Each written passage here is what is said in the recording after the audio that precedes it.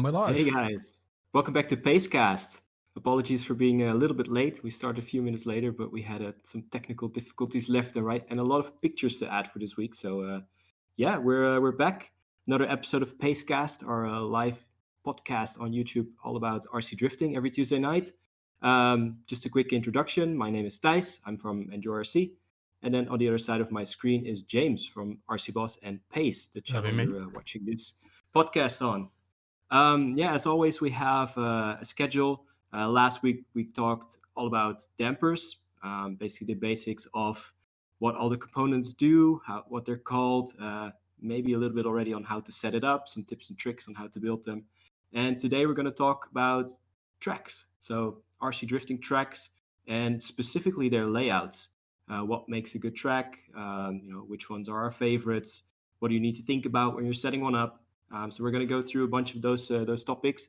And as always, we have some news and also a bit of an update on the build that we showed you last week that I'm working on. So yeah, that's our program for today. As always, we have the live chat going on as well on YouTube. So if you want to join in, then feel free to. And remember, we're talking all about RC drift tracks this week. So if you have a favorite track, a favorite thing in a layout, anything that makes a good track for you, let us know which one or what it is and why. Yeah, I'd say let's kick it off with some news. Let's get on with some news. Okay, so I guess we'd probably consider this not really drift related, but MST are releasing a new version of the TCR, Yes. an M chassis version, which is kind of I'm cool. happy with this news, huh? Yes, absolutely. I've got the regular size one. I'm guessing the only difference on this will be the lower deck. I could be wrong. There might be more things. I don't remember if they come as standard with the ball diff, but yeah, it's kind of interesting because the wheelbase is switchable from 210, 225, and 239 mil. So 239 is M size, right?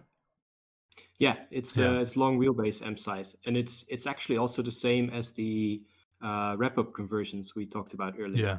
With their super scale. So this sort of is the transition from super scale to almost 1/12 scale. Yeah. I think it's kind of cool to see. And like the great thing with the TCR is that it's super cheap, super affordable, super easy, and pretty versatile. You know, as you see here, you can have front motor, mid motor, or rear motor, and it's just a bit of fun. Like, this is not a serious touring car. This is not, you know, it's obviously not a drift car at all. But it's just something that you can, just have a bit of fun with, either in car parks or at a track. One of the things I want to do is I want to start just a fun series when I manage to get a track open. Just, you know, keep these stock, no upgrades, basic racing, and just for fun. Yeah, I've also seen a few drift tracks where they all have a bunch of these, and indeed do like an hour-long session or something like that with these TCRs just racing on the drift track. Yeah, it's a bit like just for a change. The Tamiya Dancing Riders. Just a bit of fun. Just pull them out every now and then when everyone needs a bit of a cool off and things are getting a bit too competitive or something on the track. Just get these out, have fun. And it's also cool because they've been doing they do the EK9 body, and you know, they've got a bunch of different options for them in the EG Civic. So it's kind of cool, something a bit different. I've got the EG body for mine. I want the EK9 body pretty bad because I'm a big fan of EK9s. Have you painted the EG already? No, it's just sat there. You can send it my way. I just bought one actually last week. Oh, really? But yeah. They're very cool bodies. They're well, I suppose we should probably include the next piece of news in this as well. At the same time, they've maybe looking at this picture. Definitely the lower arms are also shorter. Yes. Arms. Yeah. It's M chassis width as well, so it's 160, 164, something like that. Yeah. But this is this version is launching Q3, so later in the year. As expected, of course. Now with all the COVID situations and stuff, I'm sure they will have some delays with for sure production and whatnot, and even some basic shipping problems, I think, for a little while. But it's cool to see. But with this, they've also announced a cool new body, the MX5, which is, I think, very cool. So the funny thing is that basically, except for the EK9, the bodies that MST has released now are pretty much upgraded versions or a bit of tuned versions of Tamiya body shells. So the EG Civic, that one is based on the Tamiya, or at least it seems. Overall dimensions and the details are the same, but it has a bit wider arches. It comes with light buckets. It's a bit better than the Tamiya one. And here it seems the same thing. It's the top half of the body is pretty much the Tamiya one. Yeah. But it comes with the body kit and a little ducktail and stuff like that all molded in. Yeah. And I might be wrong, but it also looks a little wider. It wouldn't surprise me at all. Yeah. It's what they did with the Civic 2. And I think, I forgot the specs, but I think it said something that the width is 164 mil. Okay. While normally M chassis are a little bit more narrow than that. Yeah. 160. So yeah, they might have pushed it out a little bit, but Yeah. it looks really cool. It does. And but this is, as it says there in our picture, is a 225 mil wheelbase. So it's not going to go straight onto some of the smaller drift chassis, but I think it's not going to be that hard to make this work. I've seen various M chassis conversions use the wrong size body, just using over fenders to take up the slack. Essentially, cut bigger arches and then put an over fender in slightly the wrong position. It generally will work okay. But I think this is cool. I like seeing MX5s because there's only been a few options till now. And I wouldn't say any have really been suitable for drifting, but this one could maybe sneak in with a little bit of work and a bit of creativity. I think this one might become a little a sneaky favorite for a few people. But yeah. Looking at the dimples, it might go straight onto Tamiya M chassis as well. I think, like you say, it looks a bit like the top half of the standard Tamiya one. So I would imagine they've just kept the holes because there's probably going to be an RTR version that uses those holes.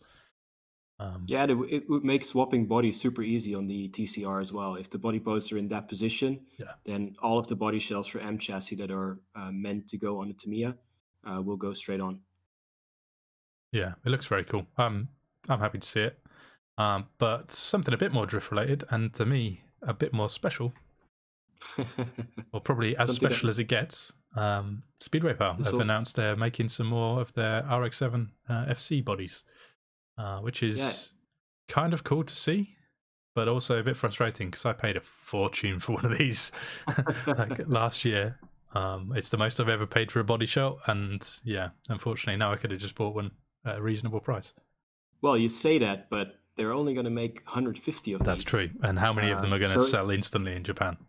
It might be very difficult to get it, but yeah, I'm going to have a look, see if I can manage to get one. It's not that expensive. They say that the price, including taxes, is just over 7,000 yen. So that's including taxes as well. Yeah. Okay. So that's what is it? Around $70 or 70 euros. Yeah. And that's not just the body shell. That's the body shell plus the body kit and the wing mounts and the spoiler and the Lexan mirrors, the decals. And so that's like, what's that, like $58, $59 or something without tax? So something like that. Yeah, it's basically a completely affordable body with a very nice body kit, and is the best looking FC body that anyone's made. And it's really strong. So it's. I wonder how many of them are going to be strong. I'd say that. I can imagine that some people will just buy this and throw it somewhere in the attic for a special time. Yeah. The good thing is, if they make one set of 150, they can make another set if there's so much demand. Definitely. So that's a good sign. So hopefully people don't just buy these to stash them thinking they're going to make loads of money.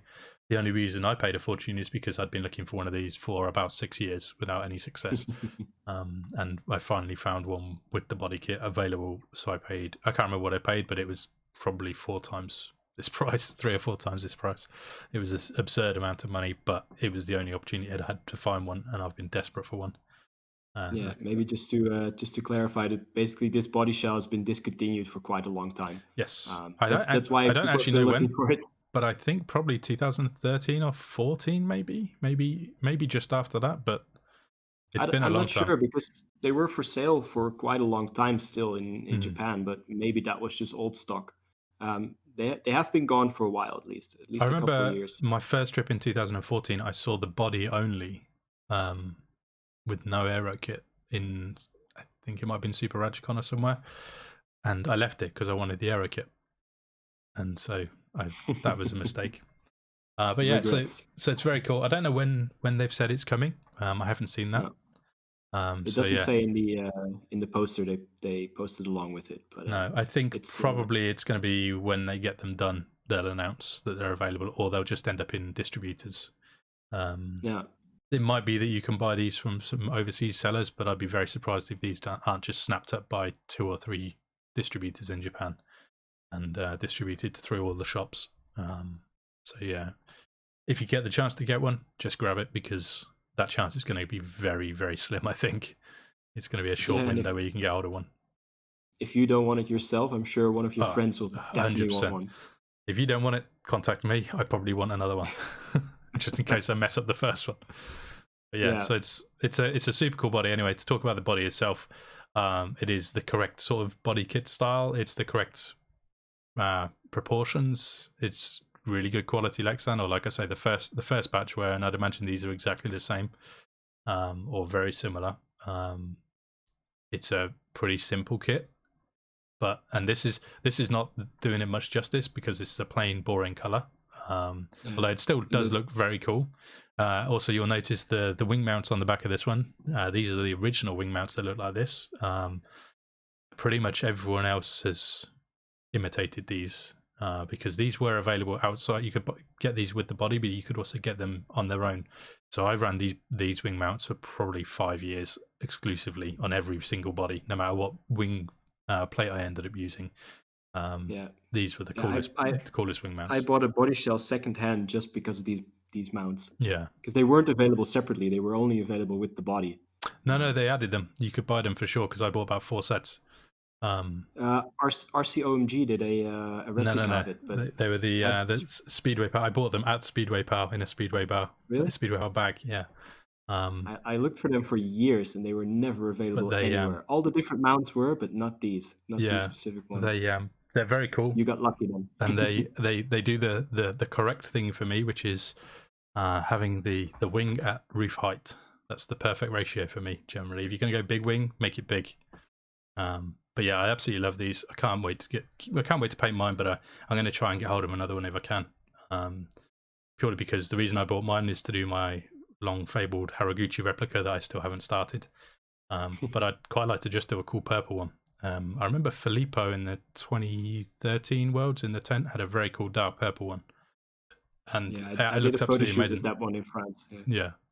That one was really good. But then we have another demo version.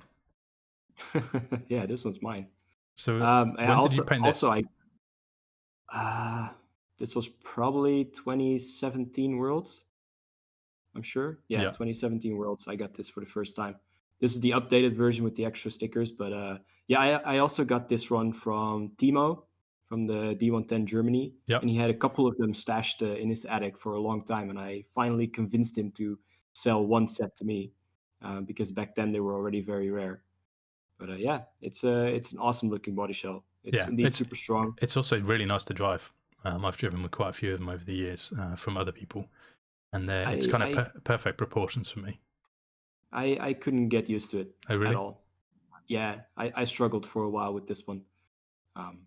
Maybe I'll bring it back. Maybe I just didn't drive it enough, but I'm just so used to the sedans. This one was so different because of the long bonnet and basically the cockpit and the seat pillars pushed so far back. I think there's a good chance I'll have that same problem if I switch back to something like this, because I've been with 4-doors for a long time now. But yeah, it's super cool to see. Like we say, it's pretty cheap for what you're getting.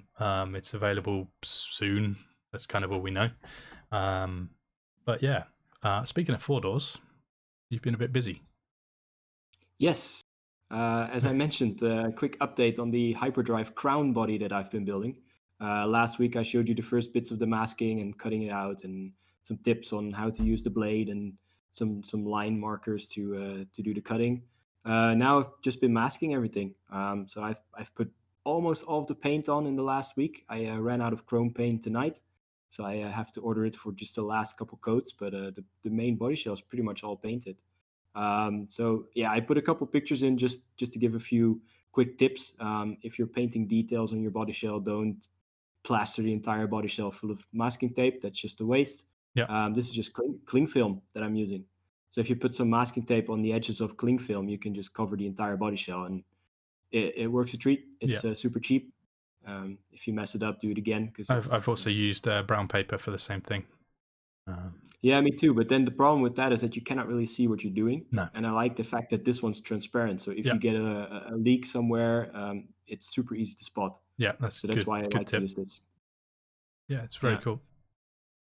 Yeah, and I also put a couple pictures in of how I did the masking of all the logos. So as I mentioned last week, I'm gonna paint on all the logos instead of using the stickers for two reasons. One, I think it looks better, and it's a fun challenge. Second is because some of the stickers were not the correct fonts. But this is basically the two ways you can do this. So I'm using my vinyl cutter to do it, and just some regular soft thin vinyl that I have laying around as a masking tape, basically.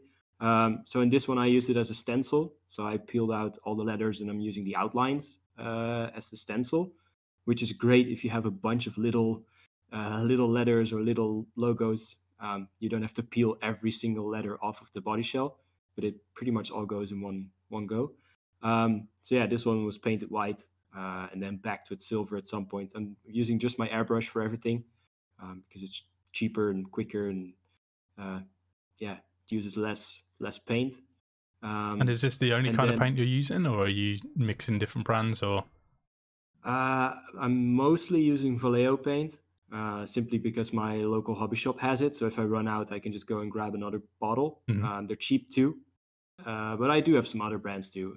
If you want different colors, and for most of them, it's fine to mix it.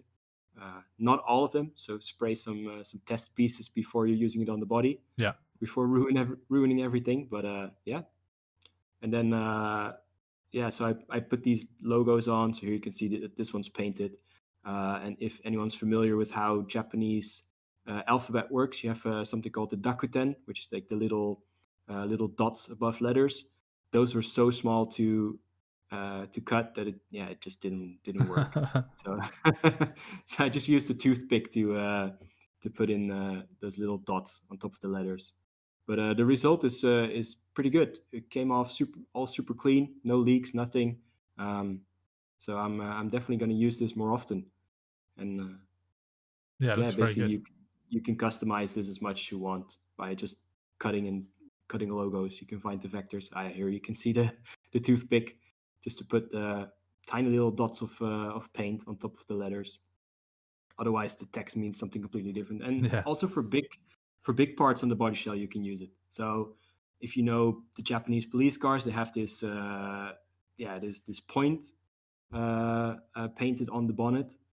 And if you want it perfectly symmetrical, it's super hard to do that by hand. yeah, So I just measure it out and cut it with the vinyl cutter and stick it on, which makes it super easy because the masking lines are super crisp. If you put it on well, and if there's any corners or anything, you can easily stretch the vinyl with a hair dryer or something like that to make it stick and go into all of the creases and corners and folds. So yeah, that's part of the masking. And then one of the main things is figuring out the order in which you're going to paint it. So for this one, as you see, I painted the white logos first, but further up you'll see that I'm going to paint some of the other logos last, but this is just because of the order of the painting. Now I just have to do the bottom of the body shell with black. So it's easier to do those logos first, then put black over the top of it. So you're not backing things with the same color you're going to spray next, because that's just a waste. Yeah. And so have you only Yeah. used the Hyperdrive footage for reference for this? Like you're building the Hyperdrive car. Have you also looked at other police cars and maybe tweaked a few things, or is it purely just Not really. Hyperdrive?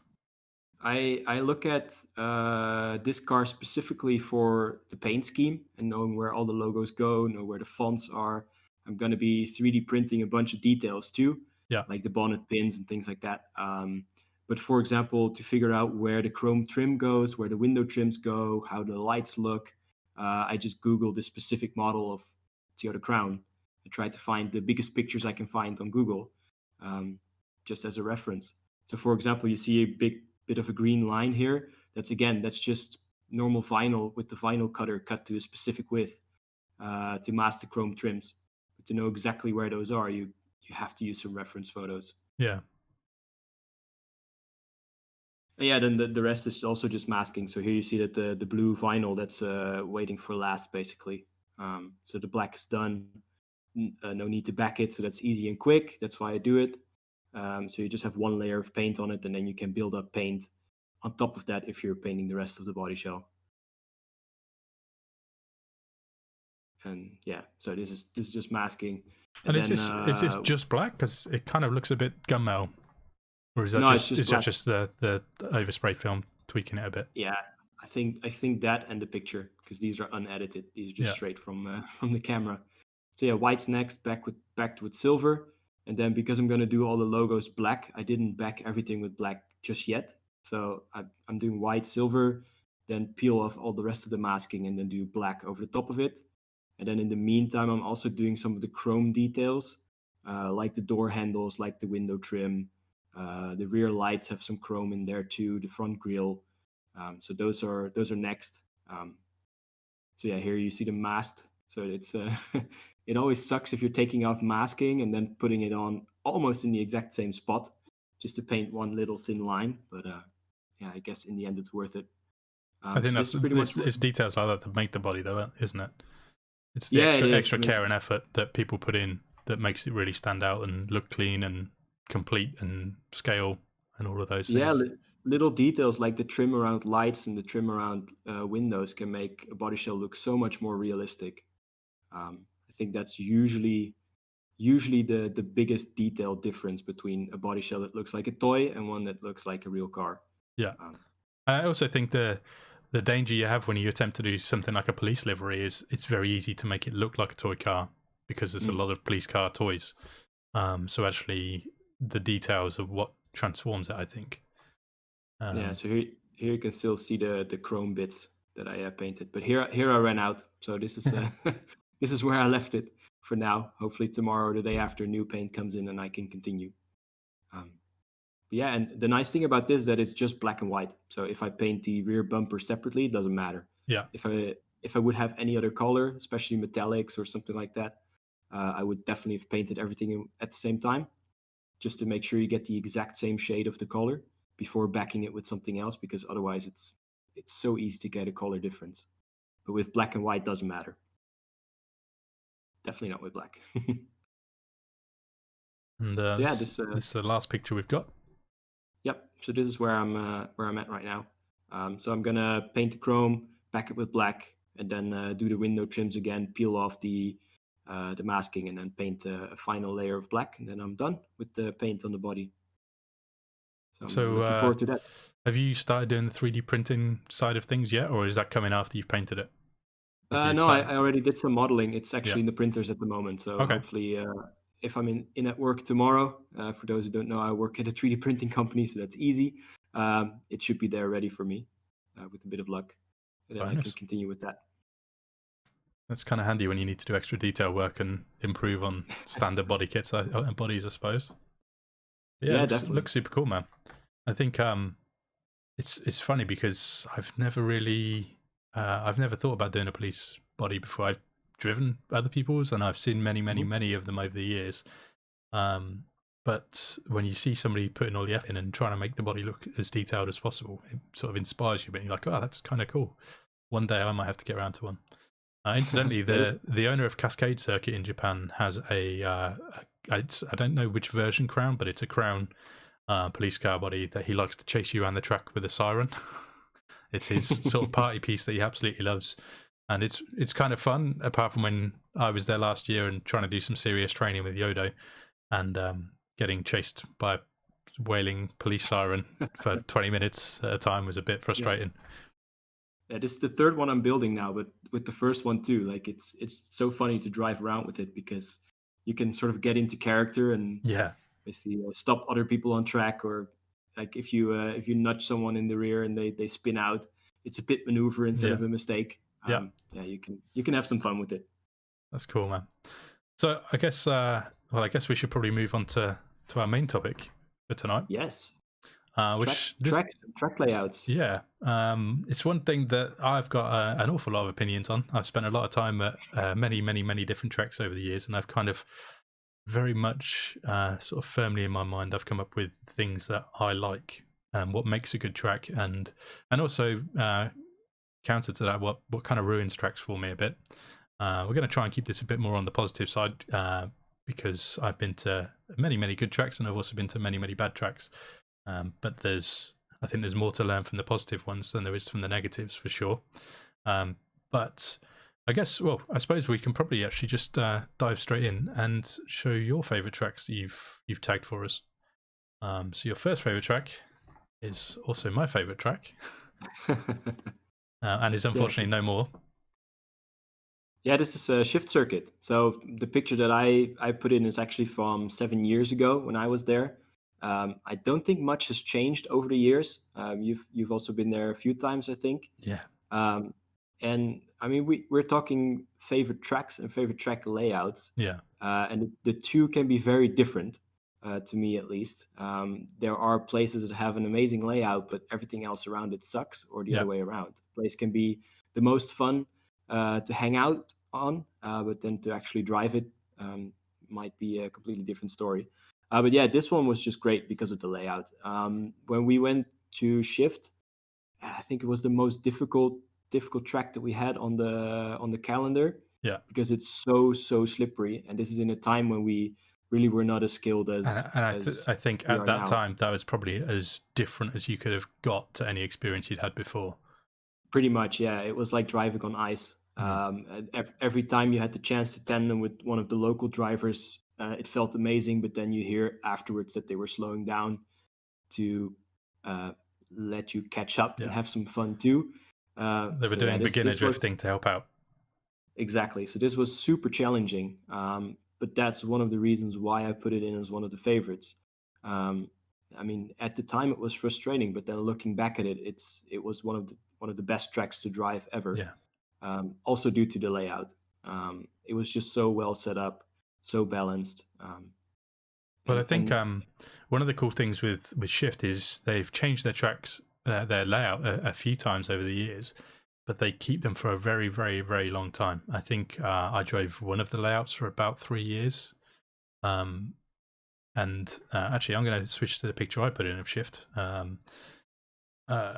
which is there. And this is the layout that I drove last year. And this, it kind of has a similar vibe to the older ones that I've driven. There's a style of driving that they do at Shift, so the circuit has to allow that to happen. But the one thing that always stands out with Shift is the importance of getting the line right is absolutely critical. If you're a little bit offline, you're throwing yourself off for the next corner. There are multiple lines you can run, and there's the comp line, and there's the easy line, and the beginner line, and that kind of thing. But they essentially all lead to a super fun time when you get it right. And in this particular picture, you can see that there is there's some boxes marked down because they were prepping for Formula Drift Shift. And I think I put a second photo in. Yeah, so this other angle, you can see in the top right, there's actually starting lines for battle practice, because they were, I think this was the first Formula Drift Shift round they were doing, or maybe the second. And basically this layout was down for a couple of months so people could practice and get their skills up and learn the line and show off the best they can show when it came to competitions. And on the days when I was there, you'd have people pulling in and just lining up for random battles with whoever would fancy pulling in next to them, and they were taking it pretty serious because it was quite a prestigious thing to win, or to compete at FD Shift. So yeah, it's kind of cool. But you can see this layout has a fair bit in common with the one that Tijs shows. If I flick back to that quickly. Yeah, the pictures are even taken from the exact same angle, pretty much. So you can see that there's a couple of hairpins, which most tracks end up having to have 2 hairpins just to stop it being an oval, essentially. You can generally, most layouts will stick to the outside and then switch to the inside, but then they need to go back to the outside, so they'll generally use back-to-back hairpins as the easy way to do that. For me, in general, that's the throwaway part of the track. That's not the fun part. Because that's just getting you back to the start of the circuit again. Essentially, that's getting you back onto the main loop, and it's just a requirement to make it work. But yeah, if I go back to this view, you can see that they also have pylons sticking out the curb in a couple of places, And that's because at Shift the standard of driving is very high. It was considered one of the highest level circuits in Japan, and those pylons that stick out were rock hard, absolutely glued to the floor, and when you hit them, your car would definitely spin. And it was designed for the competition to help with the judging, to show if you made contact with them, because you wouldn't just get away with it and they would wobble. They would spin your car absolutely, and many cars got stuck on them, or they'd rip body shells off. So yeah, they were kind of intense. In the bottom right, you can see there's just a hanging pylon, just to show if you were in the box at the start, or if you were near the wall, I should say.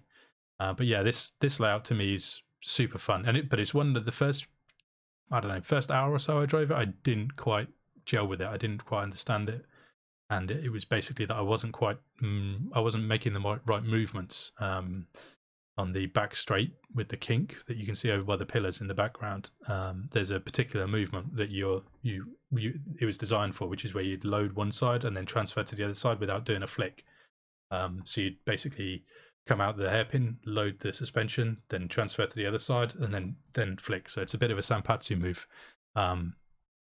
And I wasn't quite doing that. I was putting a bit too much angle on for everything, so it was not as fun. But as soon as you got that set you up for the next corner, which set you up for the straight, and everything started to link together. Maybe the key thing for that is that it's a p-tile surface, so it's super slippery. So like you mentioned earlier as well, if you're not 100% on the correct line, you're just losing speed. I mean, you cannot accelerate as much as you could on carpet or even concrete, no, absolutely, or anywhere else, just by smashing the throttle. You have to be on point to keep up with the good drivers. I mean, for me, carpet is super easy. It's a bit boring because you can really easily mask mistakes. P-tile, you can't hide any mistakes. And the thing I really like about that is because when I first started going to Shift, I was a beginner, wasn't very good, and I really struggled. In fact, I think my first time I went there, I just pulled out of the way of everybody because I was so slow and just I had no throttle control. Even though I thought I did, my throttle control was so poor that I was literally in the way of people. So I dived out of the way when I could to avoid ruining, these world famous drifters' fun session. But what happens is when you start to get it right, it makes it much more rewarding because it shows you when you get it right. If you're following Sabaya, who owned that track, down the back straight, and you're keeping up, and he's not letting up because he's chasing somebody else, and you can keep up and you can match his speed, well, you're getting it right. But when you're not getting it right, you're losing a car length every second, and you get to the end of the straight and you're 3 meters behind him, and you weren't anywhere near that at the start. And it soon just shows you that you made a mistake, and then so you can make a correction and try that out, or make a tuning setup and try that out.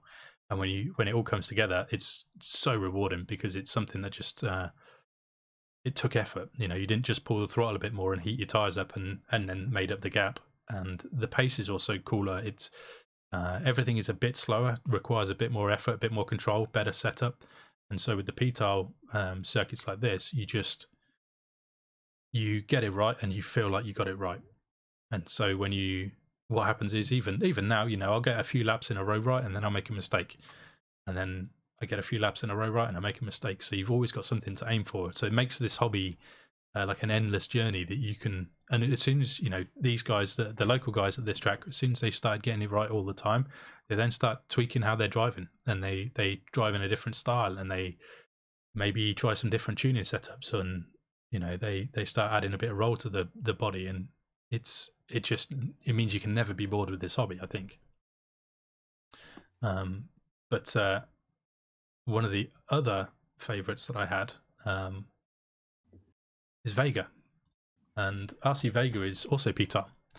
It's different p-tile, and actually, as I think we spoke about in the past, it suddenly was a lot faster last year than the year before. But this layout in particular was absolute magic, and it looks really simple. It looks like it very much looks a bit like an Aroha layout or something like that. But the big thing with this track is look at the straight. The straight it's a 2-piece straight. So you've got what's actually, I would guess this was 20 meters, 22 meters long. I might be wrong. I'm trying to remember from memory, but it's a long circuit. And you come out of the corner, and you have to basically get the car straight without adding any angle. You're literally coming out of the corner and then driving straight. You're not coming out of the corner and drifting onto the straight. You have to be driving straight and building speed immediately, or you get left behind. And then halfway down the circuit, down the straight where that white car is, there was a green dome, and that actually was just a piece of plastic taped to the floor or taped to Tetsujin curbs, I think it was. But it meant if you cut it to gain an advantage, it literally lifted your car up and threw you offline and messed you up. So you had to basically run the curb, but without going onto the curb, or definitely not over the curb. And then there's a big flick afterwards that leads to a big corner. And that's super fun because it means you can sort of jostle and get yourself tight. If you messed up the initiation, you've still got time to bring your car close to the car you're chasing. Or if you're what's the direction they're driving in? Is it counterclockwise? If we're looking at this picture? Yes, it is. Yeah. Yeah. So they're coming towards us down the back straight. And this layout was super fun. I've driven a few layouts at Vega. They seem to change their layout a reasonable number of times.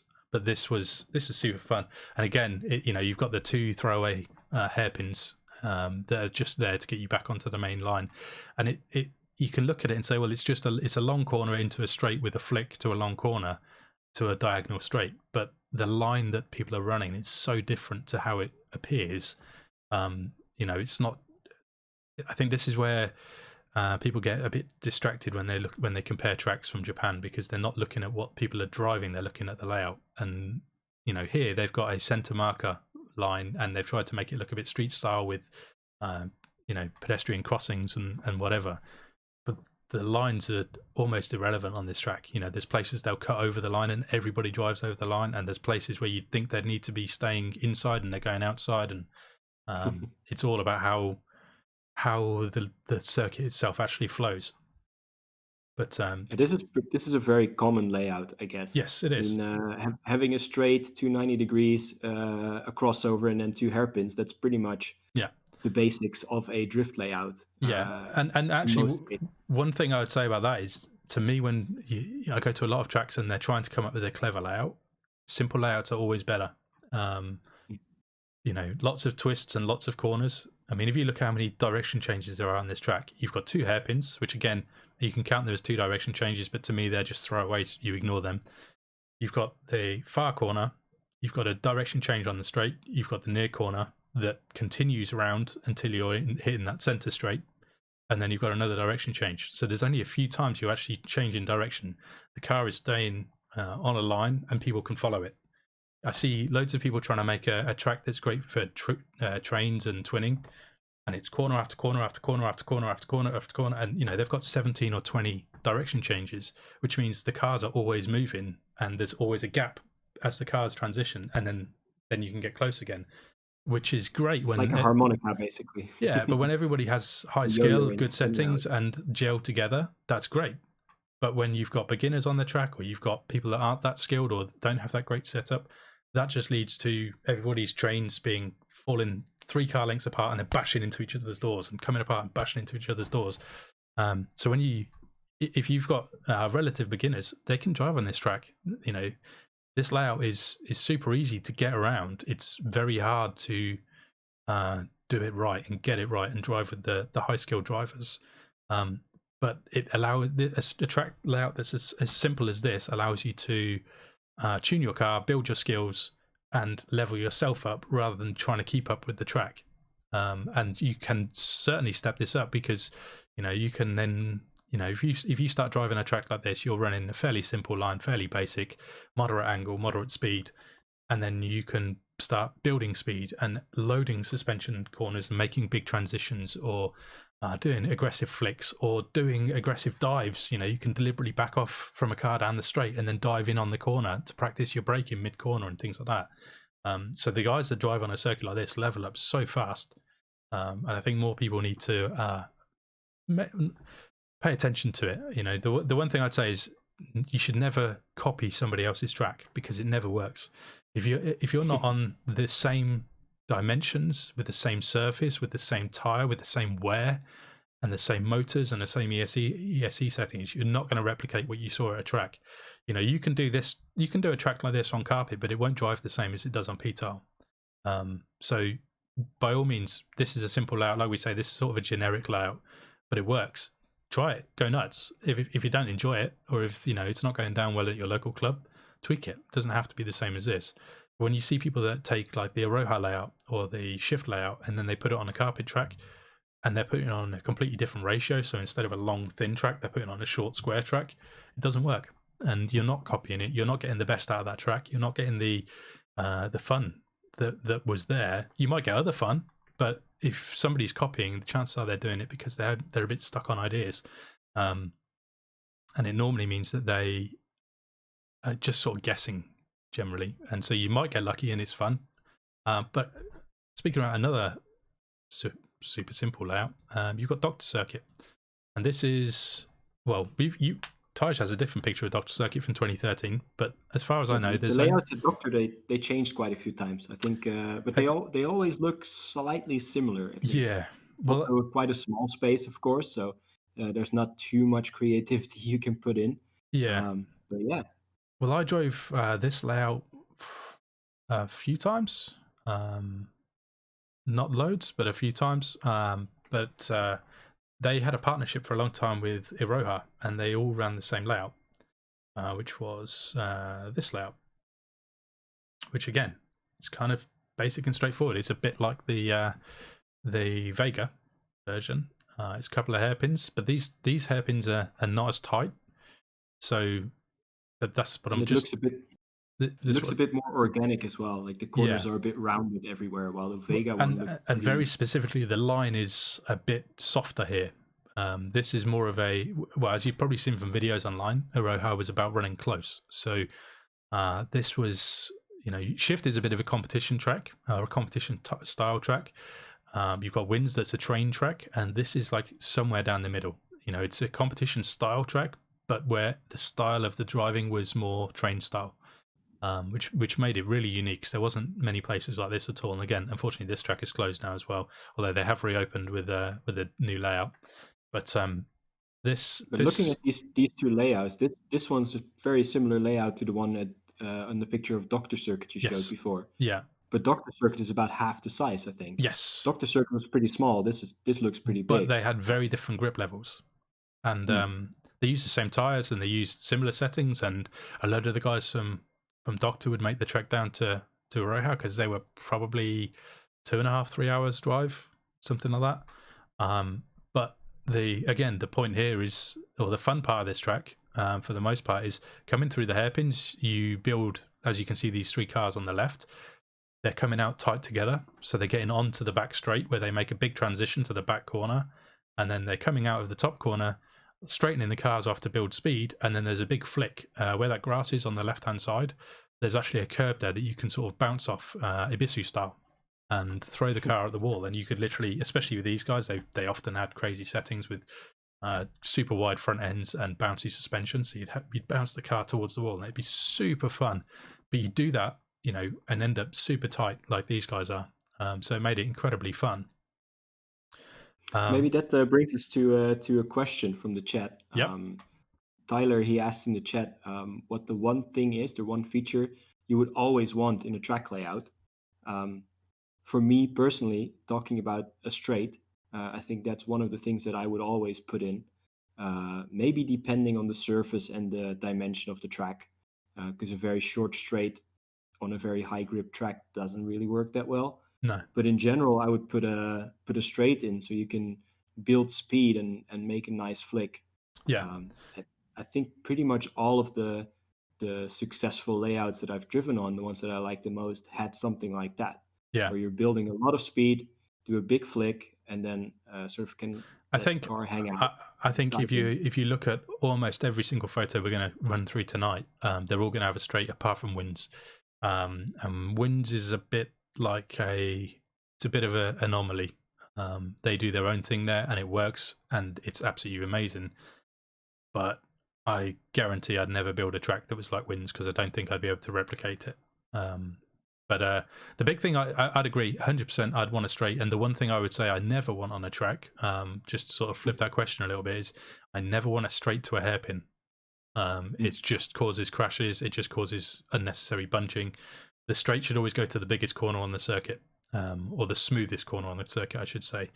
You know, you can't. Unfortunately, it's very difficult to get a track like this all in picture or in frame.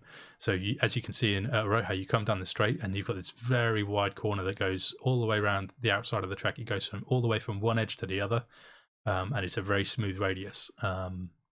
If you were coming down there and going straight to a hairpin and going back where these guys are, you can't run close because everyone has to start braking early so they don't bash into the car in front of them, and it really upsets the flow. So I think the cool way to do it is always to have a straight to a smooth / fast corner. Just to essentially what you always want on a track is you want to minimize speed changes. You know, if the cars are going fast and then slowing and then going fast and then slowing, you just get the bunching in the accordion thing that Tijs was talking about. If you can keep you know, if they drop 20% speed on this corner and then another 20% speed on the next corner and then another 20% speed on the next corner, that's perfect because it means it's a small change that everyone down the train can go. I mean, it all depends what you want to do. For me, I like to drive with other people. That's the fun of this hobby for me. I have no fun in this hobby if I'm driving on my own.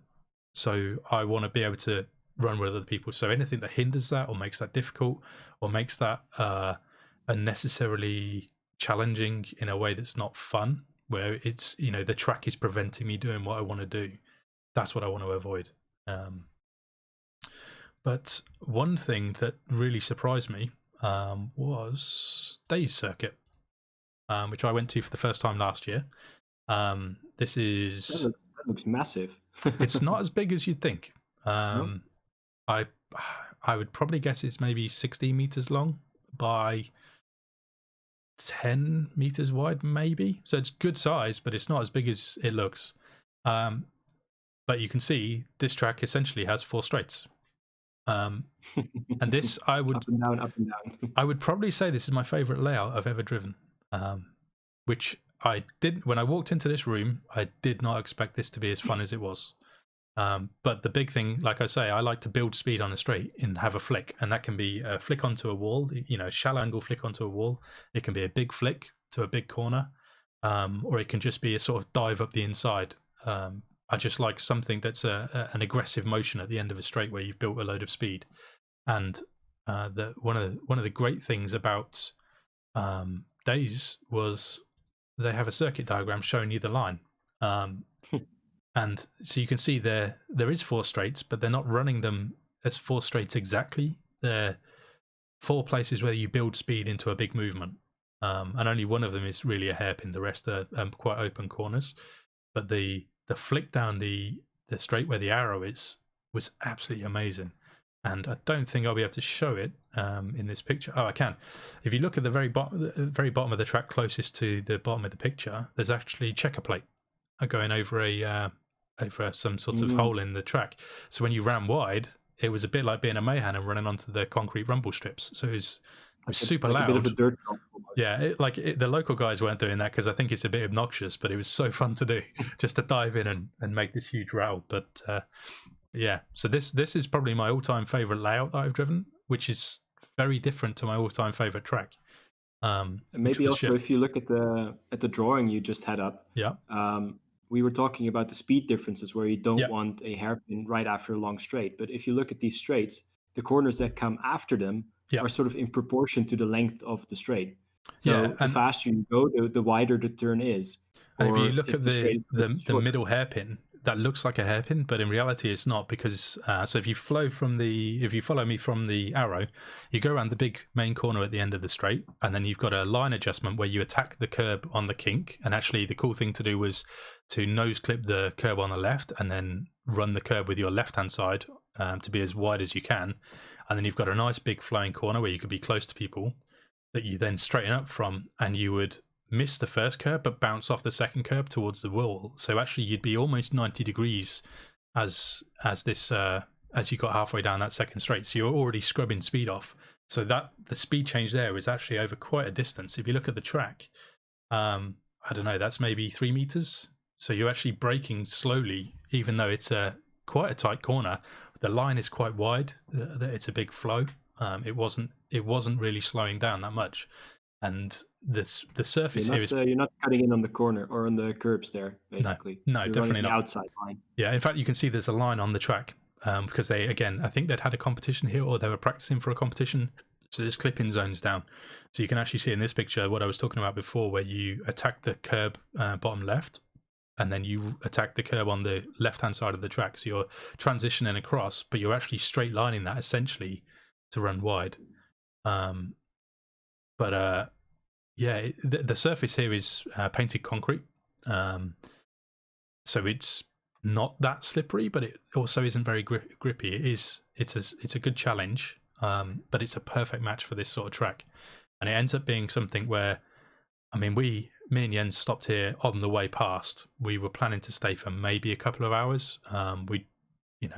We thought we'd check it out. It was a day. This was the day after we did the RCDC competition, so it was completely dead. Apart from PJ and one of the other Korean guys that joined us, we ended up. It's not a very well-known track either, right? No, I mean, it's not. It's at least not for us. Well, it's a hobby shop. So actually, upstairs they also have a touring car circuit. They also have a Mini Z circuit. Or Mini Z, I think it is. Yeah, it's a Mini Z circuit. And it's kind of a fun place. So actually, at this track, there was guys that were running, I don't know, like a 350 mil wide silhouette type touring car body that was based on a buggy, and he was drifting it and having fun. But the circuit itself is great, and the reason I found out about this place is Yodo from Overdose was telling me that this is one of his favorite tracks. So we came to check it out, and we'd stopped off before to buy some stuff at the shop on the way past, because essentially this is on the way from Tokyo to Nagoya. So we've always driven past when we had to be somewhere. So this time we made sure we found time because it looked fun. But yeah, this is, like I say, this is my all-time favorite layout that I've driven, I think, because it allows me to do everything I want on a track, but this track allows me to do it multiple times, which is hard, and I would have never dreamt of doing this layout myself. But now I've seen it, I just want this. I want this available to me. But it probably works in combination with the surface as well. Absolutely. I mean, if you would put this with carpet, it might not be as good. And I think the most important thing on this track is the line, because this is not the line that most Europeans would drive if they were given that track.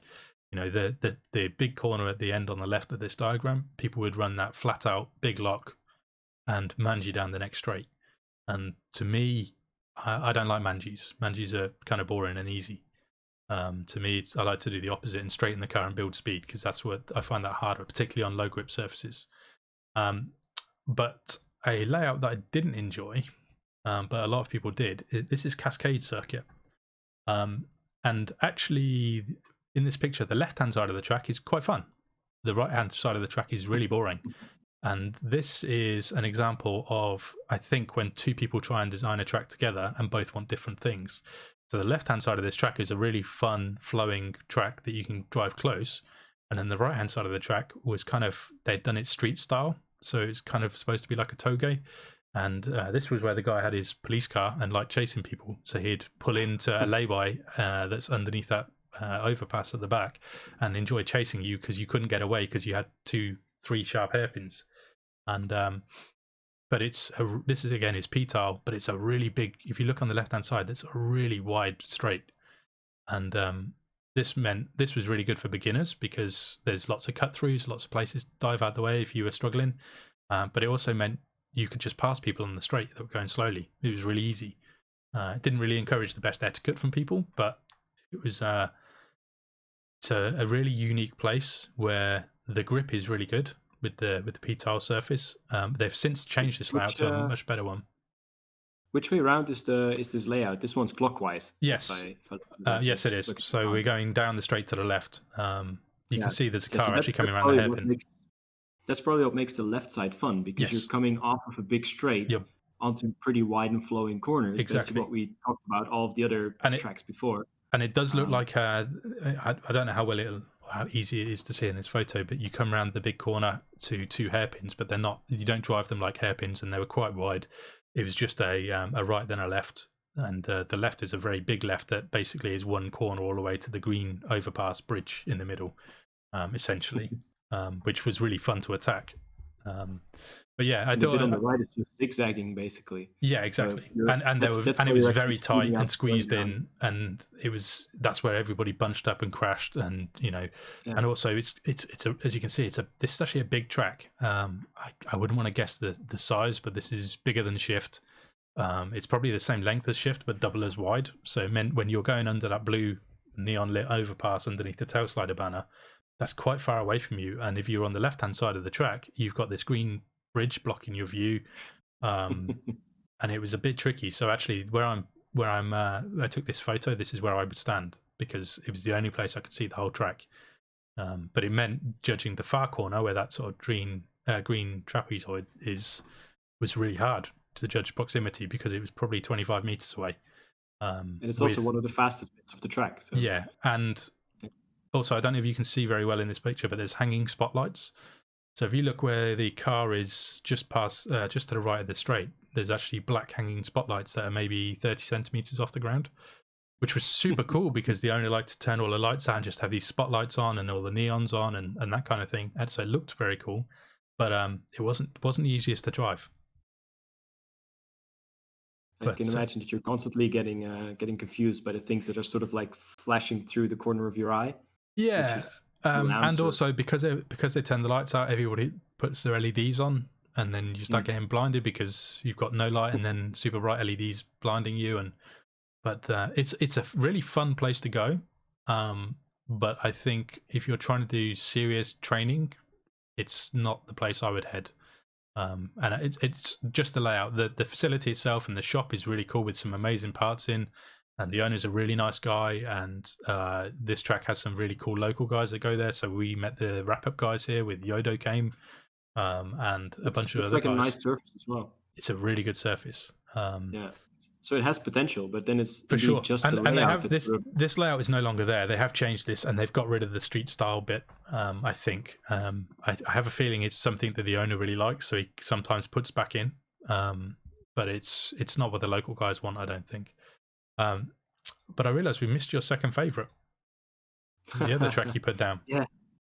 Yeah, this one I didn't have a picture of the entire layout, unfortunately, which is a shame because there was an upstairs where you could have a nice top-down picture of the layout. I must have one somewhere buried in my phone, but I think this is the very first or maybe the second layout that we had at Drifted. Yep. That's Drifted.nl's track, which was the big track in this was the original huge track, wasn't it? Yeah, and I put this picture in because this is basically the kink at the beginning of the straight. So again, like all the other layouts we showed before, you had a medium-sized corner that you could straighten out of and then build speed onto a flick on the straight, and then a massive wide flowing corner where you could sort of slowly scrub your speed to go into zigzags and other stuff. But especially this picture, you can sort of tell why this was great because you could basically run nose to tail with the entire group, build speed, and then flick it in, and then try to sort of hold it together and bunch up at the end of the straight while you're going super fast. So yeah, this was one of my favorite layouts. This picture just remind me of something I should have mentioned already that I haven't. That I love, or that is essential for me for a good track, and that is not having barriers next to the track, but having a bit of runoff. So you can see where Tij's car is at the front. You've got I guess that's wood maybe marking the barrier, but there's a gap with a cone and a gap, which means if somebody makes a mistake, they don't hit a barrier and spin and block the train of cars.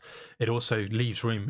If you're driving with somebody, I'll do it this way. If you're driving with somebody, you're behind them and you're offset. So if this person cuts a barrier or a cone or whatever, this car runs out of room very quickly. And the same as if you're up against a wall, this car comes round, this car is behind it, it's going to hit the wall. So you should always have a bit more space. And it goes back to what I was saying a minute ago about having being able to run over lines and things like that. Sometimes it's cool because it's, you're pushing the boundaries, you're really, you're braving it and trying to get as close to the edge of the track as you can. But sometimes that's there as a necessity because in a situation with this many cars running after each other, the guy that's like third or fourth in the train, he can't run the same line as the lead car. He has to cut in. So he has to have space. So the lead car should always run a bit wider when there's this many cars to give space. But eventually, when when we get to like wins, there's so many cars in a train that you essentially run 2 trains together, where somebody resets the line about halfway through because they're running out of space, or sometimes they'll end up running 2 trains together. Yeah, But and in this particular example, you can see the yellow dot that's on the floor, the yeah, yellow plastic disc. That was basically the track edge, but you still have then 20, 30 centimeters until you get to the wooden block. yeah, And you could run over it, but it would already slow you down. So if you're running by yourself, it's great to do that because it's fun. With 2, 3 cars, easy. But then at some point you stop doing that because otherwise everyone behind you will get too close. But indeed, it did give you some room to play. yeah, Actually, right on the left of this picture, basically where the straight was, there was a wooden wall. yeah, But that was sort of the goal anyway. And even there, you still had 5 to 10 centimeters with the tape line. So you sort of had an idea of where you're aiming yeah. with slight runoff. That's also where you have a bit more space to sort of spin out and get out of the way. Yeah, and also sometimes you'll find with tape lines on the floor that are set away from the actual wall or barrier that you've got to avoid, you can actually use the tape lines to guide people. So there's an issue that people end up running into. If you imagine if you're stood in the middle of a track and it's a 20-meter long track, so the far edge is way down that way and way down that way. Your peripheral vision doesn't let you see that while you're coming up the straight, but you can have the tape lines. You can advanced drivers will end up using the tape lines as a reference point of how close they need to be, and they'll use it as a visual guide. Even halfway down the straight, they start to build the point as they're turning their head, as the car travels fast in front of them.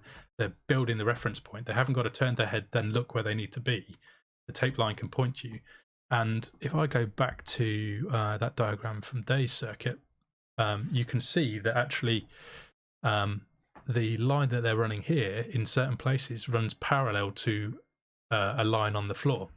So it isn't necessarily a wall here, but the lines, if I go back to where down the left-hand side, if you come off the main corner at the bottom, you set yourself up, and that curb and tape line that kinks slightly to the left, or that is actually aiming you where you need to be on the track. Because if you're stood where PJ is on the right over there, it's quite hard to judge that because it's kind of falling away from you a bit. But you've got a line on the floor and a curb that will be visible in your peripheral vision as you're approaching it, so you can set up before you get there. And you end up, if you like they've done here, where the curbs are, there's a line that's maybe 5 or 10 centimeters from the curb. If you run that in the important parts of your track like they have here, they haven't got it everywhere, it's just where it matters, you'll find that the driving will be cleaner very, very, very quickly. And you can also see they've got runoff here. So if you were to cut the curb, there's a bit of space before the wood's there. And if you cut the curb on the left, there's a load of space. So if you mess up, you can dive out the way. If you hit that curb on the left and it pulls you in, you can just pull your car over the curb and get out the way of any cars coming up behind you. So that line, the tape line, is actually really important. Sometimes people put loads of tape down and they try and make it look really pretty with street marking and stuff like we saw before. That to me doesn't really matter, but having a tape boundary is really helpful because it also tells lower skill and beginner drivers where they should consider the edge of the track to be, and then advanced drivers can push over that a bit. This clipping point there for a competition, that's there because they want you to aim for a specific point that isn't the curb. Because whether you get close to the curb or not is quite difficult to judge from certain angles. So they've deliberately pulled the nearest you should be away, maybe 5 to 10 centimeters. But that's also a good setup for the next corner. It puts you on the right line. So it's always worth considering. And I think it's not necessarily essential, but it's definitely helpful. And you can see if we go to Waru's circuit, they don't have too many places where they do this well here, but you can see where the arrow is, there's a part that's there for you to pull out of the way. If you've got somebody coming up fast behind you, you can get off the track and you're well offline because it's an outside line on this corner. But if you look on the second hairpin in the middle, right in the middle of that photo, there's a huge space there to cut. And again, this is more of an outer line, so it's not really an important part, but it just means you've got space to avoid it. But all around the edge of this track, there's maybe 1 inch max where the tape line is. And one of the things I found driving here is a lot of guys, including the local guys, would bump the wall and make mistakes because the reference wasn't there before they already arrived at that part of the track. There were places where it sets you up nicely, and actually I don't have a photo of it, unfortunately, but another Waru track that I drove, they had some nice markers on the track that just guided you to which angle you needed to put your car on the straight to attack the wall properly and things like that. But yeah. Is this the current Waru? No, this was 2018, I think. I forget when I took this picture. The location's still the same? Because this is a completely different Waru than yes, it is. Yeah, so this is downstairs. So this is next door to the old Waru. They switched it around. Oops, that's a bit of noise. One of my toolboxes fell over. But essentially, yes, they switched it around. So now the workshop is next door to this on the left, and there's also a circuit. There's a car pit circuit upstairs on this one. But it does work really well. But it's a very different style of track, and this is more of a train track and it's a really slow speed. Like the amount of polish on this floor is insane. This P-tile is quite literally dangerous to walk on. You have to take your shoes off to go on track, and it's absolutely lethal. You will fall over on this. It's like it's more slippery than ice for sure. So you'll see that there's carpet down the right hand side. That's where everybody would walk, because walking on the track was just dangerous. And incidentally, when you walk down the stairs at Waru, if you're over 5'10", you'll bang your head. So that's also dangerous. So that hasn't changed from the left to the right side. No. Or no. The old location. So this is the anomaly. This is Winds, which is one of the most fun tracks you can have. And I only didn't put it as my number one track because this isn't the style of driving I like to do, but I absolutely have as much fun here as everywhere else. This is by far the most fun track anywhere, I think. And you'll see where you might see in this picture there's no straights, but actually there's 2 straights, or 3 straights if you count the cut through at the bottom where the car is. They just run a different line, so it's always curves, but there's places, both of them in the middle of that picture there, where you straighten up and make a transition.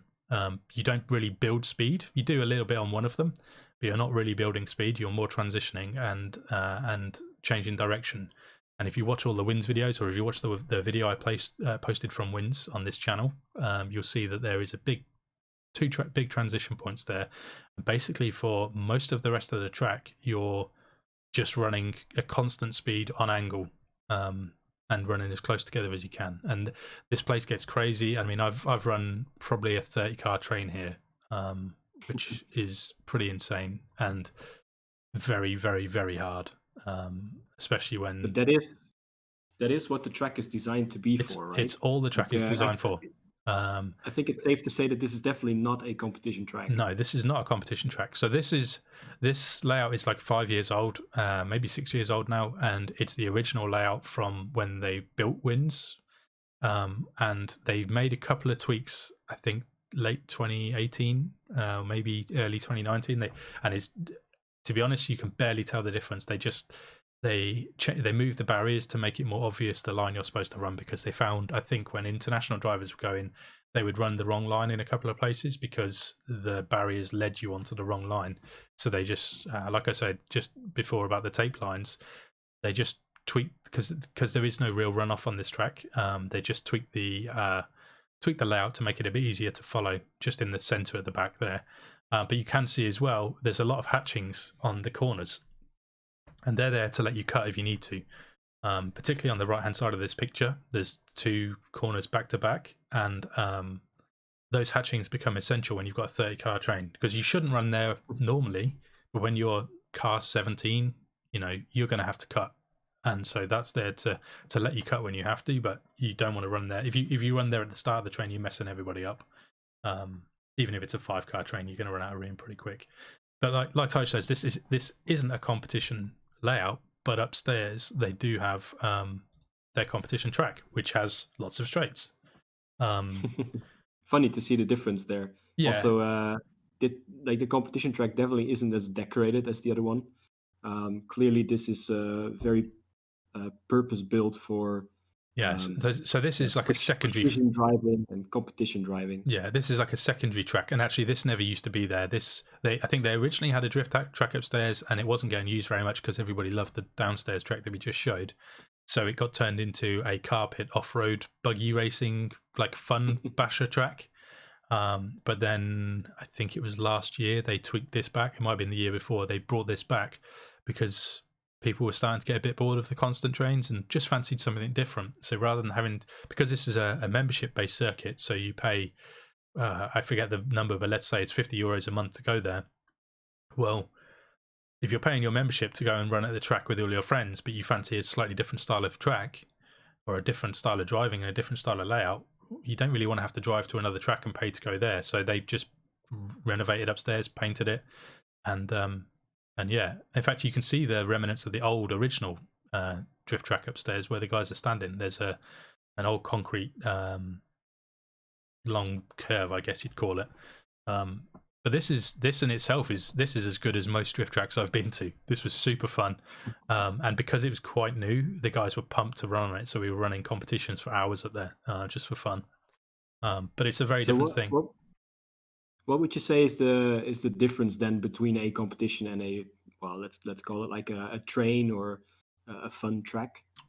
It's I mean, if you look at the pictures, you see that there's a clear difference, but it's kind of, for me, it's about the level or the amount that you attack the track. So somewhere like shift, if we go back to that, let me just get rid of those. If you go back to the shift, you are pushing to build speed on that straight, and it's different than on carpet when you're pushing to build speed, which is easy. Here, to go fast is very, very, very hard. Takes practice, takes good setup, takes skill. So it's super rewarding. And this is a competition layout, but even when they haven't been running competitions, they run a similar style, similar vibe, and it's because they are pushing and they're driving fast, and the speed itself isn't fast, but it is. If you put an average driver on a track or a low-level driver onto a track like this, you'll see the difference in speed very, very, very quickly. They're probably running more than double the speed a beginner would run on the fast parts of this straight. And that's all just because of throttle control, having the exact right line, right angle. Yeah.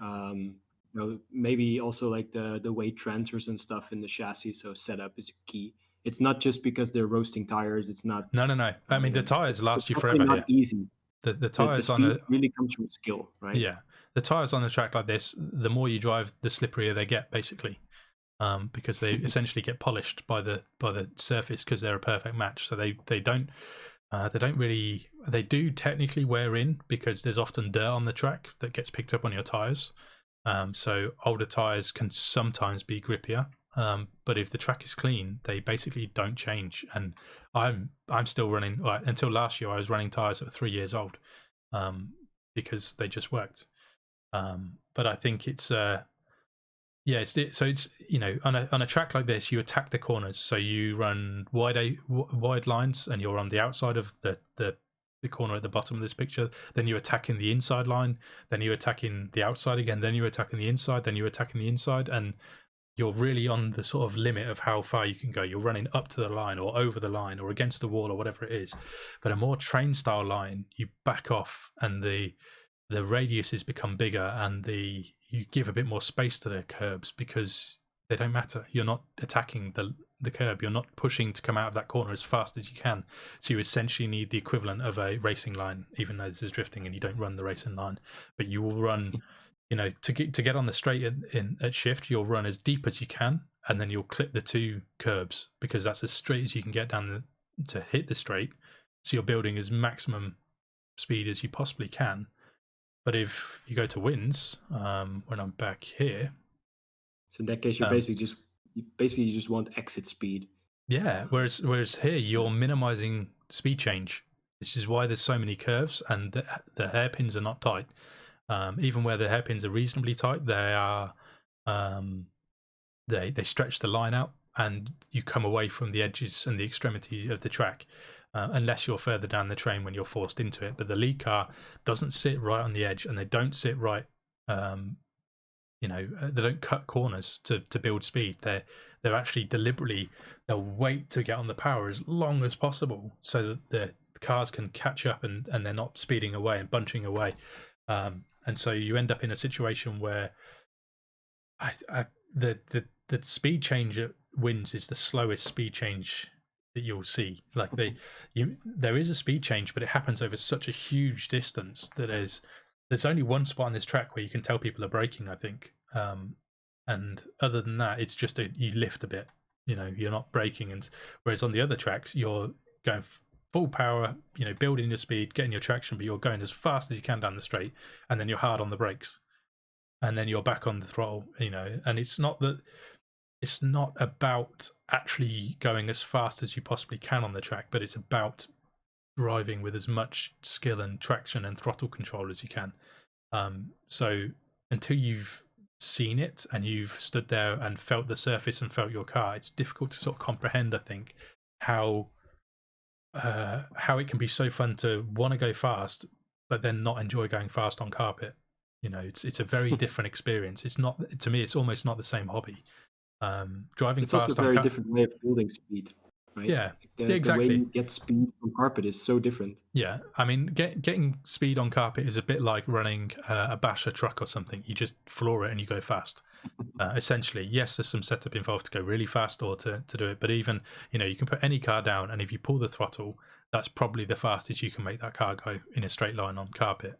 Whereas if you do that on most of other surfaces, that won't work. If you go to Cookies in Denmark on the polished concrete, it doesn't work. You can't do that. If you do that at Winds, you go nowhere. In fact, at Winds, you pull the throttle to slow down. At a lot of these tracks, you pull the throttle to get wheel spin to slow you down. So if you're, at shift, if you're pulling away from somebody who's following you, and you're having fun and not battling, you'll bash the throttle to just back off so they can catch up to you because you're not pulling away, because you're not maximizing traction. And in actual fact, I set a rev limiter on my car for tracks like this, like Winds and like Shift, so that if I'm going a bit too quickly and I've messed up and maybe I've cut the corner a bit more than I meant to, I can just bounce off the limiter for a second to just give the car behind me enough time to catch up before I lift a little bit and I gain the traction back. And it works really well, and it makes it much easier to manage your speed because if you lift off, you go even faster. So there's a real sort of balance to it. So maybe because you definitely have some more experience than me in setting up tracks, especially more recent. Would you say it's possible to have a track that suits both? So both fun tandem driving as well as competition? Yeah, I mean, for sure. One of the problems that we have locally is that there aren't as many tracks. Like most of the pictures we've shown are from Japan, and that's just a small fraction of the amount of tracks there are. While here it's difficult. Usually you just have one or two local tracks you can go to, where you both do all of your practice, all of the fun driving, as well as competition. So I'm wondering what would be like the good compromise, or maybe a way to turn a fun track into competition, or the other way around. Well, if I go back to Aroha is exactly that for me. The layout is simple, the line is simple, but the style is somewhere down the middle. This is essentially what you'd probably consider fast trains. I mean, this track is epoxy, and the grip level here has varied massively over the visits I've had. I don't know how many times I've been. I've probably been 8 or 9 times, I think, to Aroha, something like that.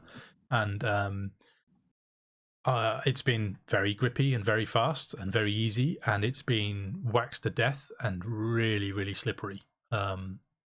And it's always, it doesn't matter how grippy it is, it's super fun because the line is easy. The line is simple. It's not easy. But there's you attack the straight and then you back off and you're running trains for the rest of this. But even down the straight, you run together and the cars are very close, but they just, because of the nature of getting onto a straight and accelerating as hard as you can, a gap forms between the lead car and the chase car, and then the chase car closes up at the end of the straight when they snap to 90 degrees and start slowing down. And just in a question in chat, which is why in Europe most tracks carpet? Do you think it's limiting skill level? Most tracks are carpet in Europe because it's easy. And I mean, for example, when I built Soul RC with Matt in 2013, we had the option to go for polished concrete or for carpet, and we chose carpet because we needed to attract more drivers. And drifting for the first time on polished concrete at the time, we thought was a bit tricky and hard because it was CS with one ways, and and it was very high skill, or at the time we thought it was very high skill local drivers, and we wanted to be able to get the beginner guys. The most important thing to us with Soul RC was introducing more people to the hobby because it needed to grow to support itself. So we went for carpet to make it easier. Maybe it's also a lot easier for people building the track because finding a location is quite tricky. Yeah. I think anyone can tell you that finding a venue indoors, because that's usually what we need in Europe, because of the weather and whatnot. Finding a place like that that's big enough for a track and pits, and maybe has a couple toilets and things like that, and is also cheap enough that you can pay the rent for it or buy it or whatever. It's very difficult to find that, and then also having the requirement of having a perfect surface floor in there to put a track on. That's maybe one step too far. Well, I think so probably carpet is the one thing you can put down pretty much anywhere, and have a consistent track surface. And on that note, also a huge, I mean, particularly in the UK, but a huge number of tracks are temporary. They get rolled out on one Saturday a month or every Saturday or whatever it is, but they've got to be packed away for the rest of the week. And so carpet's your only option for that, really, because, I mean, for example, I've run a few drift days in my local village hall here, and the floor is p-tile, and it's perfect, and it's absolutely amazing. And I was allowed to use that floor, providing I didn't mark it. But when I put the drift car down and moved it, it left little scratches in the wax, in the floor polish. Well, if I had the budget, I'd just repolish it after every single session. But unfortunately, when you're not making money when you're renting somewhere like that, you're barely covering the cost, if at all. Normally, most drift days don't cover the cost, at least a few sessions of a year. And so putting carpet down is just, it's also much easier to convince you to let somebody. It's much easier for you to convince somebody to let you use their hall if they know that you're going to use your own surface and not damage their floor. But also, I think a small part of it is that not many people have experienced good surfaces like the ones we're showing you here. And so you don't really know what you're aiming for. People see this place, and if somebody didn't tell you that's epoxy, well, you don't know what it is. And if you drive on it, even then you don't really know what it is. You've got to sort of have a bit of an understanding and have driven lots of tracks to get the feel of the difference between the surfaces. But I think it's very important that you test different surfaces and try different tires and different setups and everything. But carpet's also clean. As much as it gets fluffy and dusty, it's clean and easy. These tracks here, they're well run, they're well maintained, they're well thought out and run by experts, so they're relatively clean. But even some of these are filthy. I mean, we'll skip to one of Tij's pictures here. This is G-Worker Circuit in Kanagawa. And this was nasty. So this is super slippery asphalt, and it's super well worn asphalt. This is, I don't know how old it is, but it's really well worn. It's really popular. You can see the size of that gantry. Probably will easily take 25 drivers, I think, or something close to that. Big. Like this track is really big, and if we say asphalt, you don't have to think about the asphalt that's in the street in front of your house. This is much finer asphalt, and it's super slippery. Yes, it really is. And actually, so this is what they call sand-only asphalt, where the only aggregate in it is sand. So it's literally as fine as sandpaper.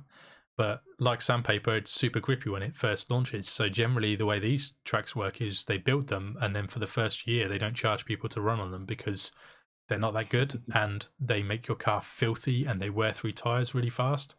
But this is something I think you couldn't replicate unless you've driven on one of the few tracks in Japan that run this. So there's G-Worker that is kind of like this, there's Yatabe Arena that's kind of like this, and there's Tetsujin that's kind of like this. And there's probably a handful of others, but you have to experience it. And also you have to know if you like that experience, because if you were to just aim for this without having ever driven it, you might struggle to enjoy it. It's a very particular feeling. It's a very particular challenge that is fun. But for me, I'd rather be on p-tile or polished concrete or painted concrete. The reason we went to G Worker, and I think it might still be one of the places you go to, is to practice for Yatabe Arena. Yeah. Because it's relatively close. Some of the top Yokomo drivers from a few years ago, they came from G Worker. Yeah, even now they still do. Yeah, because it's a very similar. It's a very similar surface. It's a shame I don't have the picture included for you with the filthy cars that we had from that track. But Yeah, I'll drop one on Instagram later today so you can have a look. But they were basically just brown top to bottom. yeah, completely covered. Absolutely. And this wasn't a new track at that point, so this was well worn in. Yeah. But yeah, I mean, going back to the question, carpet is just easy. It's easy in every single way. It's easy to drive on. It's easy to buy. It's easy to maintain. It's easy to put down and pick up. It's easy to, to change layouts on and things like that. A surface like G-Worker, if you run a layout at G-Worker for 6 months and then change it, the line is a completely different grip to the rest of the track because it is worn. And, when asphalt or polished concrete wears in, well, it changes. It's very different. And if I go to RCC here, RCC is one of my all-time favorite tracks. It's absolutely amazing. It doesn't look like it. It doesn't look particularly impressive when you look at the patchy paintwork. And if you look at the far side of this picture, that I know it's not easy to see, but you're running on green because that used to be where the pits were, and then they recently changed. This is the new layout, but they've only changed their layout a few times since they opened. So when they change the layout, the grip is totally different. In this picture, you cannot even really tell that some of the parts of the track layout were green. No. This one's, I think, a bit more recent. But when I was there, the track was patchy all over. Yeah. Like it was just slowly getting worn in. Yeah, I mean, if you look to the left-hand side of the photo where that car is, you can see that the green is wearing through underneath the black. Yeah. This might have been painted over, maybe. Yeah, exactly. I mean, this was painted over in this was taken in November last year, in 2019. This was painted in 2017 or 18. I forget which year it was, but I went not long after it had been painted. But it gets driven on so much that it wears out, and you can actually see the old layout is there. So you can, if you see where that white car is on the left, you can see that it's drifting. If it carried on where the green wears, you can see that there's then a curve that goes to where the other car is. And so that part of the track was driven loads, and that's where, particularly when the track was running the other way, because they'd often reverse the layout, that's where people were putting the power on. So that's where the paint wore, and there's a bump on the other side of the track that would always wear through as well. So it doesn't look very impressive, but because it ran so much, and because there's, so many layers of paint on this track, when it wears through to the same paint underneath that was wearing through to the paint underneath that, which was wearing through to the paint underneath that. And so the grip is really actually quite consistent. It is different, but the bigger change you get at a place like this is just a cold warehouse. And when you're visiting in the winter, when I've been there and there's been 30 cars on track and the grip is one level, and I've been there when it's been me and Jens and nobody else, and it's a completely different level. And it's like, the track temperature alone changes more than line will ever change. But on other tracks, it's completely different, and it wears, if you go to Hicotech, which I think I have a picture of somewhere. I thought I put a picture on. No, I don't. But if you went to Hicotech, the track is a completely different grip, one side to the other. It's just one side is more bumpy than the other, so the grip level is totally different. It's funny, we all the way at the beginning, we mentioned that a good track layout can make a track very fun to drive and very fun to go to, even though everything else around it might be a bit crappy. Yeah. And I think this is one of those great examples of that exact point. Like, the track doesn't look like much. The pits were very tiny, so they were not very comfortable. But the people who were there were great, and the track layout and the surface were actually really, really good. Yeah. Even though it didn't look like it, to drive on here was extremely fun. It's funny because I've taken many people to this track over the years now, and this is the track that nobody looks forward to going to that's never been there before, because the pictures don't do it justice. It's not, I mean, it's quite famous outside of Japan, but it's not famous like the other tracks.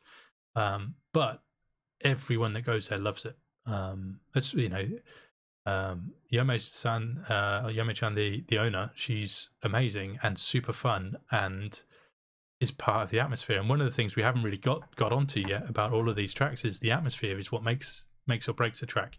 If you go to a track where everyone is super serious and they want to be better than you and they're trying to prove they're better than you and they're trying to bash your door in when you put your car down for the first lap, or nobody wants to help you or even be friendly and chat, that's never going to be fun no matter what the layout is or the surface is. That's kind of, that's more important.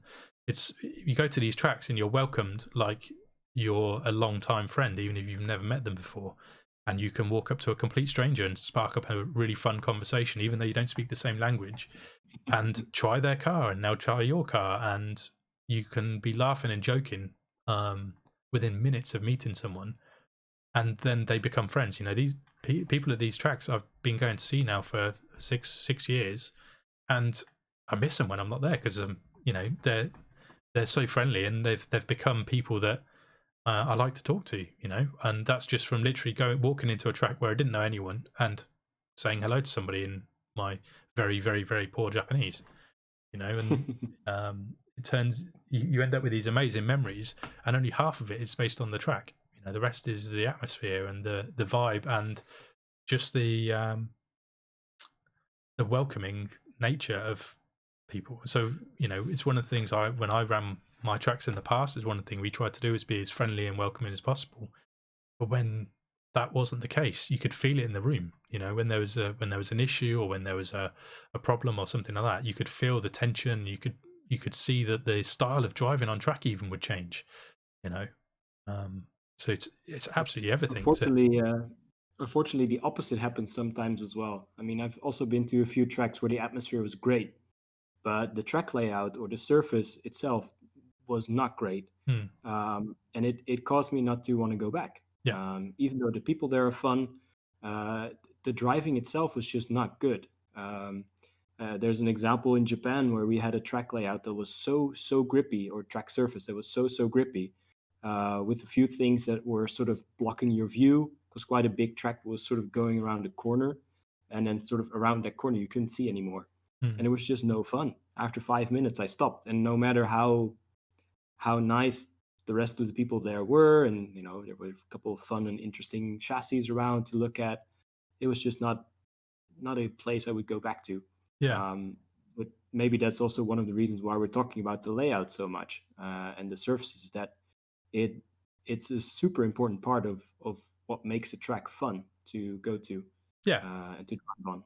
Well, and that's it. I mean, you can go to, like you say, you can go to a track that has a great atmosphere with really nice people, even really nice food, that kind of thing. But if the layout is no fun, it becomes boring very quickly, and you need to mix things up a bit. And normally that means going to a different track next time. Just to get back on what you were just saying though about the vibe at a track, Yatabe, which you have a picture of here, I've been to a whole bunch of times over the years, and it wasn't until 2018 that I had fun at Yatabe, because Yatabe for me was where I went to do a competition, or when I went there not to do a competition, I would go there and people were practicing for competition, so they were driving like they were competing and battling against you, and people were maybe not as friendly as they were at other places. Sometimes they are, and don't get me wrong, I'm generalizing. I don't mean nobody was friendly there or anything like that, but you go to somewhere that's as big as this, and there might be 100 people driving, and maybe 5 or 10 were friendly, and the rest weren't so friendly, or something close to that. But then other times you go there and you get a super warm welcome, but then you don't have so much fun driving because you're doing a competition. Or in my case, I've judged at Yatabe, and it's, when you get it right, this Yatabe went from being somewhere I wasn't bothered to go to. I could quite happily go to Japan and not go to Yatabe. I went with Jamie and Steve from FLD, and I had one of the most fun days drifting I've had. And it was completely unexpected, but it was because it was so different on track to every other time I'd ever been there. We had a bunch of guys that were just having fun and running trains on a track this size, so it was amazing. But what you can see in this track as well, in this picture, is then they haven't even used the whole area they've got. I mean, this, I do know, I have been told the numbers of the size of this track, but I've completely forgotten. But it's probably 30 by 15 meters or something. And they have since moved it as well, right? Like, yeah. this is the one that was This I is think now the this is touring car now the track. buggy track.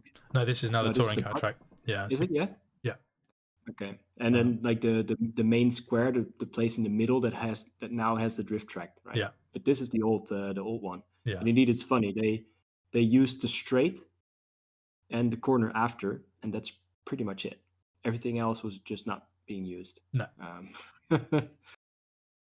I mean, that's the thing. You also, I mean, just to go to a bit more of a general point, one of the things you have to remember is a circuit generally has to be a complete loop, but it doesn't mean you have to run the whole loop. You can skip corners, you can use a cut through, you can end your lap, and you can just back off. You know, if you enjoy doing half of this track, run that half of the track, and then just back off and drive round to the start of it again. I mean, I've driven on a bunch of tracks in the last couple of years where there's far too many corners for me, and not only do I not enjoy that, but because it's corner after corner after corner after corner on carpet, and quite often it was treated carpet, you end up with more heat in your motor and more heat in your tires because you're always turning and always on power without any break of a straight to cool down and back off. And you know, even on carpet, you might accelerate down a straight, but you're also cruising and braking at the end of that straight, so you get a bit of cool down time for the motor and for the tires and things like that. So it can be something where you actually benefit from taking a break and cutting a corner, or using a cut through or pulling off, and you don't have to finish every lap and start again. You know, especially when you're running with a buddy or a couple of buddies, sometimes it's good to pull over and let cars behind you go past to give yourself more room. You know, if there's faster cars behind you and you don't want to run that fast, get out of the way, let them past, and enjoy yourself and go at your speed again. So having cut throughs on the track is also pretty important. And you know, if we look at let's go back to, in fact, let's look at Waru 2013 from when you were there, because there's even a couple of cut throughs there where you can, or I see one cut through where you can just miss a couple of corners if you need to. Yeah, this was actually one of the places that I had the most fun driving, and the layout was super simple. Yeah. I mean, there's a bunch of stuff on the track, like a mini 4-wheel drive track and a crane and police cars parked next to the track and whatnot. But the basic layout of it was super simple. It was a straight, 2 hairpins, and a crossover, just like the other basic layouts we've seen before. And just because the dimension, the speed, and the surface, it all sort of worked together really well. This is the perfect place to practice. Yeah. And it's a super simple layout. If you look at it, it seems boring, but actually to drive it, it was great. Yeah. And the videos that used to come out of this track were very cool as well.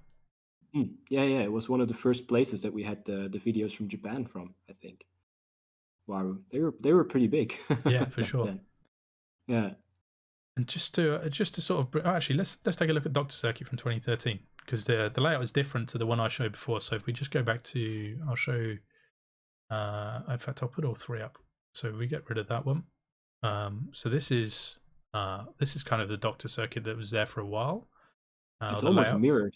Yeah, actually. And then this is the most recent circuit that I've driven on there. So it's kind of similar vibes, just a little bit different. But then we go back Where'd to the surfboards go? I think maybe got sold. So we go back to 2013, and you can see it's the same kind of deal. There's a couple of hairpins, and in this layout, it was actually more about setting up for the central straight. Yeah. But it's just I mean, it's essentially the same layout they're running now, really, with a couple of little tweaks. But again, you can see a cut through, you can see places to pull off and get out the way. It's just one of those things. Tape lines that are quite a bit away from the wall, so you have some runoff space. And if you look where the skull is, it's very far away, because that guides you on the shape. You know, that's not. Some people might come around where their red car is and cut across to the other side, but that minimizes the size of the next corner.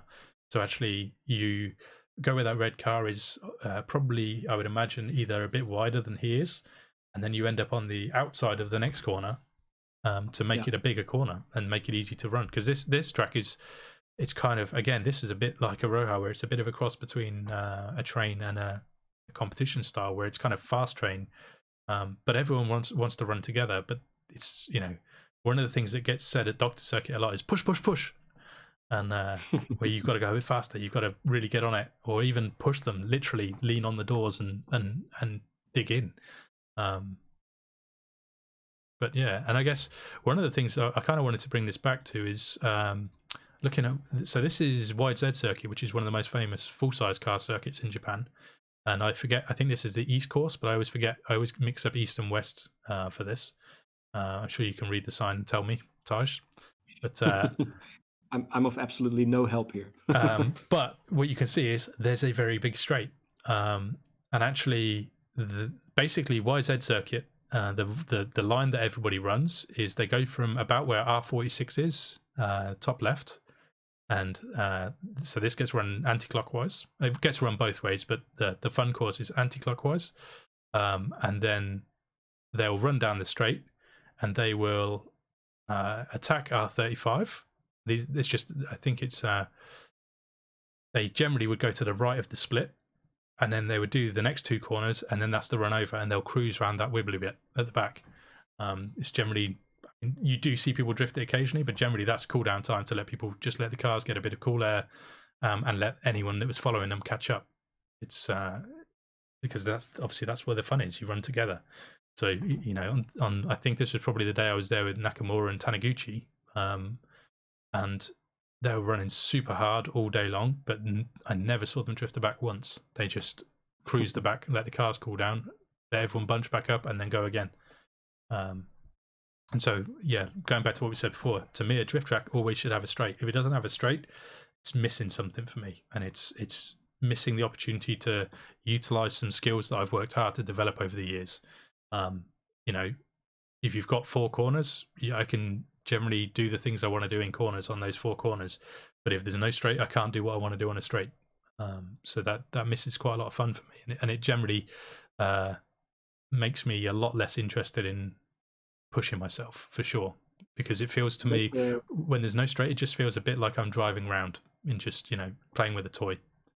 Exactly, it makes the track a bit varied. I mean, those basic layouts that we talked about, they have hairpins, they have a straight, and they have everything in between. Yeah. One big corner, two small ones, and a straight. One big transition flick in the middle, and then one on the straight. So you have like one or two of pretty much everything you can do. So that keeps the track super interesting. And indeed, you can skip the one thing you don't like, cruise through it, and then do the next. Yeah. And this is the layout from MST Station when I drove it in 2016, and this was super fun. This was a really easy track, really fun track. Basic layout, did the job. And again, the two hairpins in the middle were essentially setup time to get yourself back on track, you know, and get yourself bunched up and in position and that kind of thing.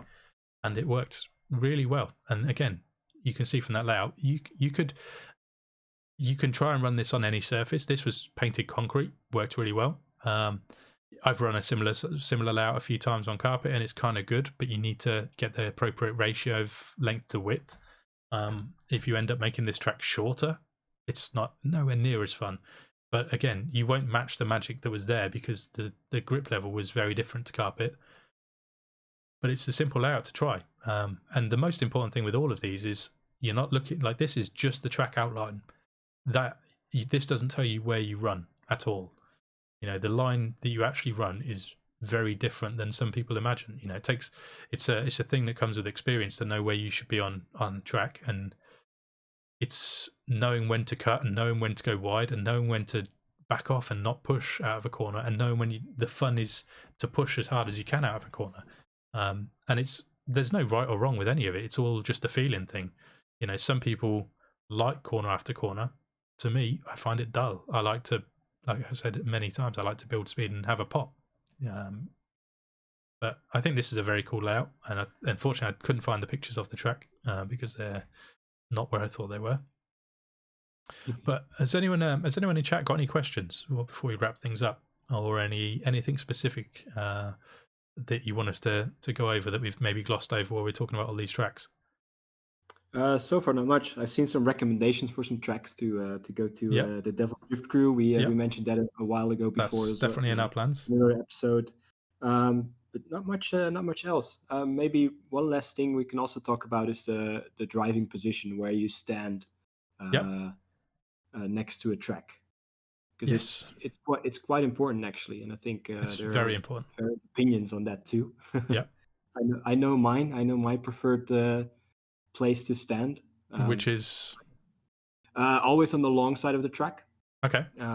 never on the short side, just so you can have, or so you don't have to look as far in front of you. Yeah. And I actually like to have the straight like as close to my feet, basically. Okay. Instead of on the opposite end. Okay, so I'm similar to you. I prefer to stand in the middle of, generally the middle of the long side of the straight.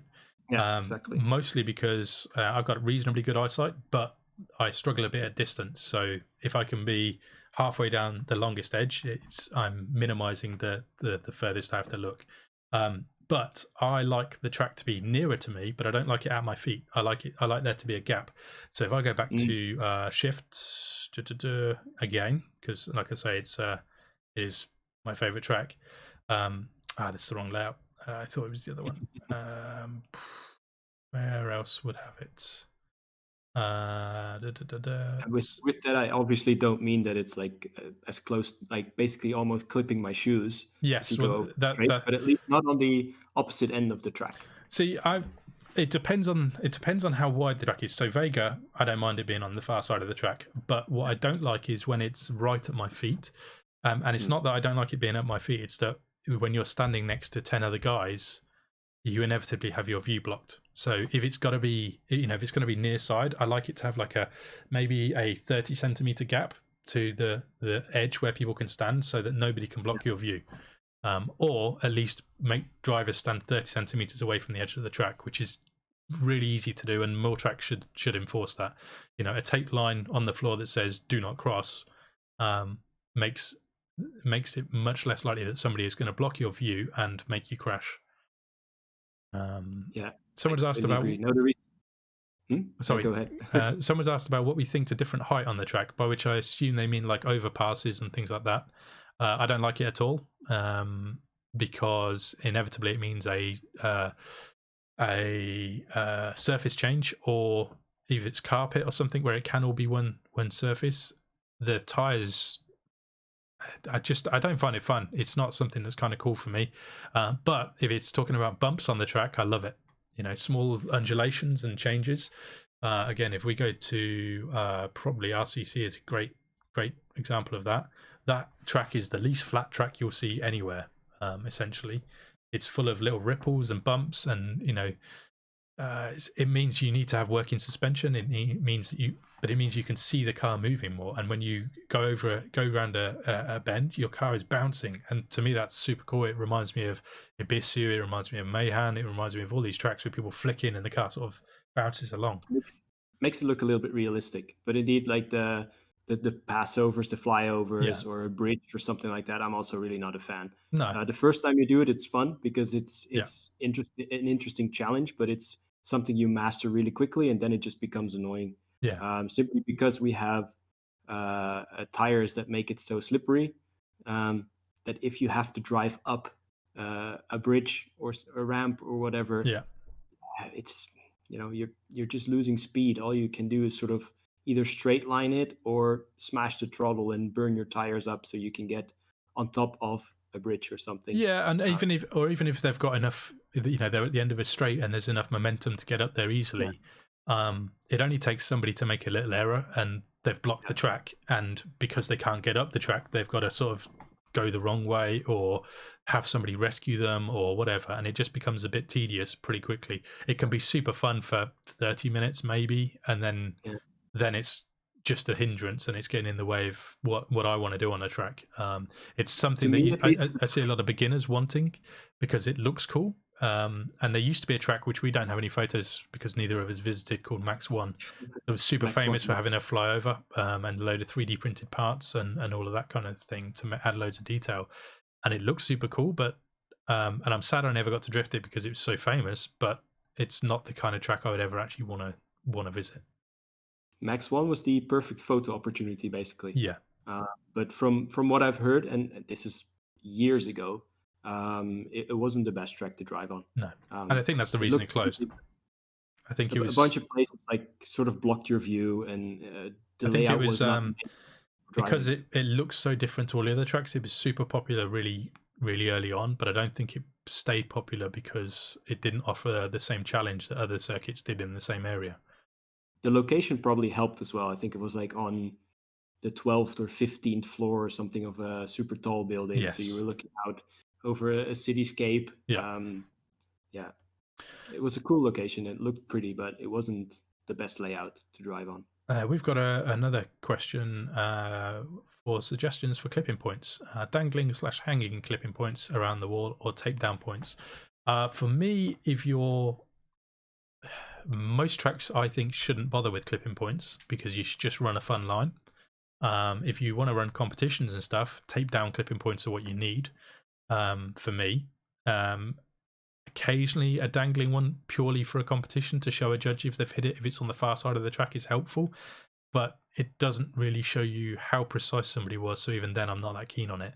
But even if you look in the bottom corner of this picture on the right, you can see well, I think it's painted, but there's an outline on the floor. If you go to shift, there's tape on the floor.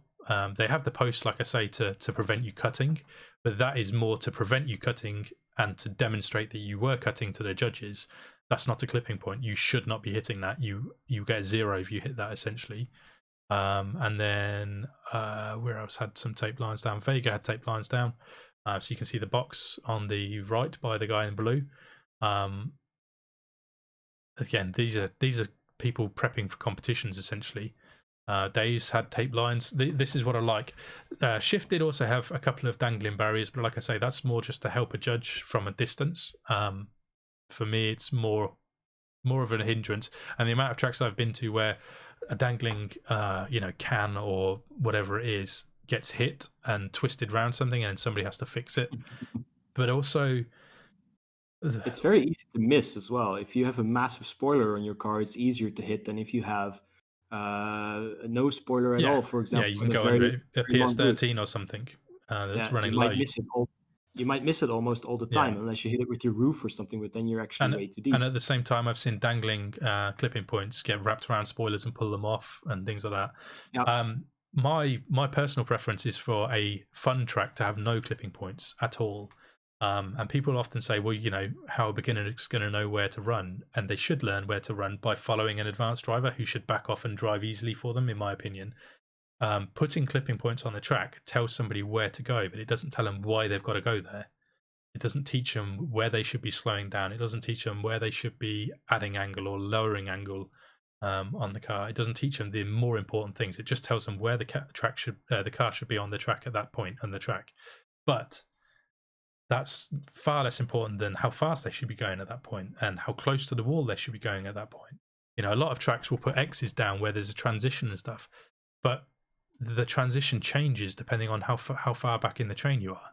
And that's something that is easier to learn if you're being demonstrated it, either by somebody doing a demonstration lap or asking you to follow them or telling you that they'll follow you and give you a nudge when you're a bit slow or give you a nudge when you're a bit wide or whatever. And to me, clipping points on our track, when it's not for a competition, they're essential because you need something to judge against. But when it's just a practice day, I think you learn a lot more when you don't have any clipping points whatsoever. Tape lines, yes, to guide you, and maybe a diagram on a piece of paper or on a whiteboard that says this is the line we think is best. But also, every track should ideally have more than one line if it's a fun track. There isn't one rule.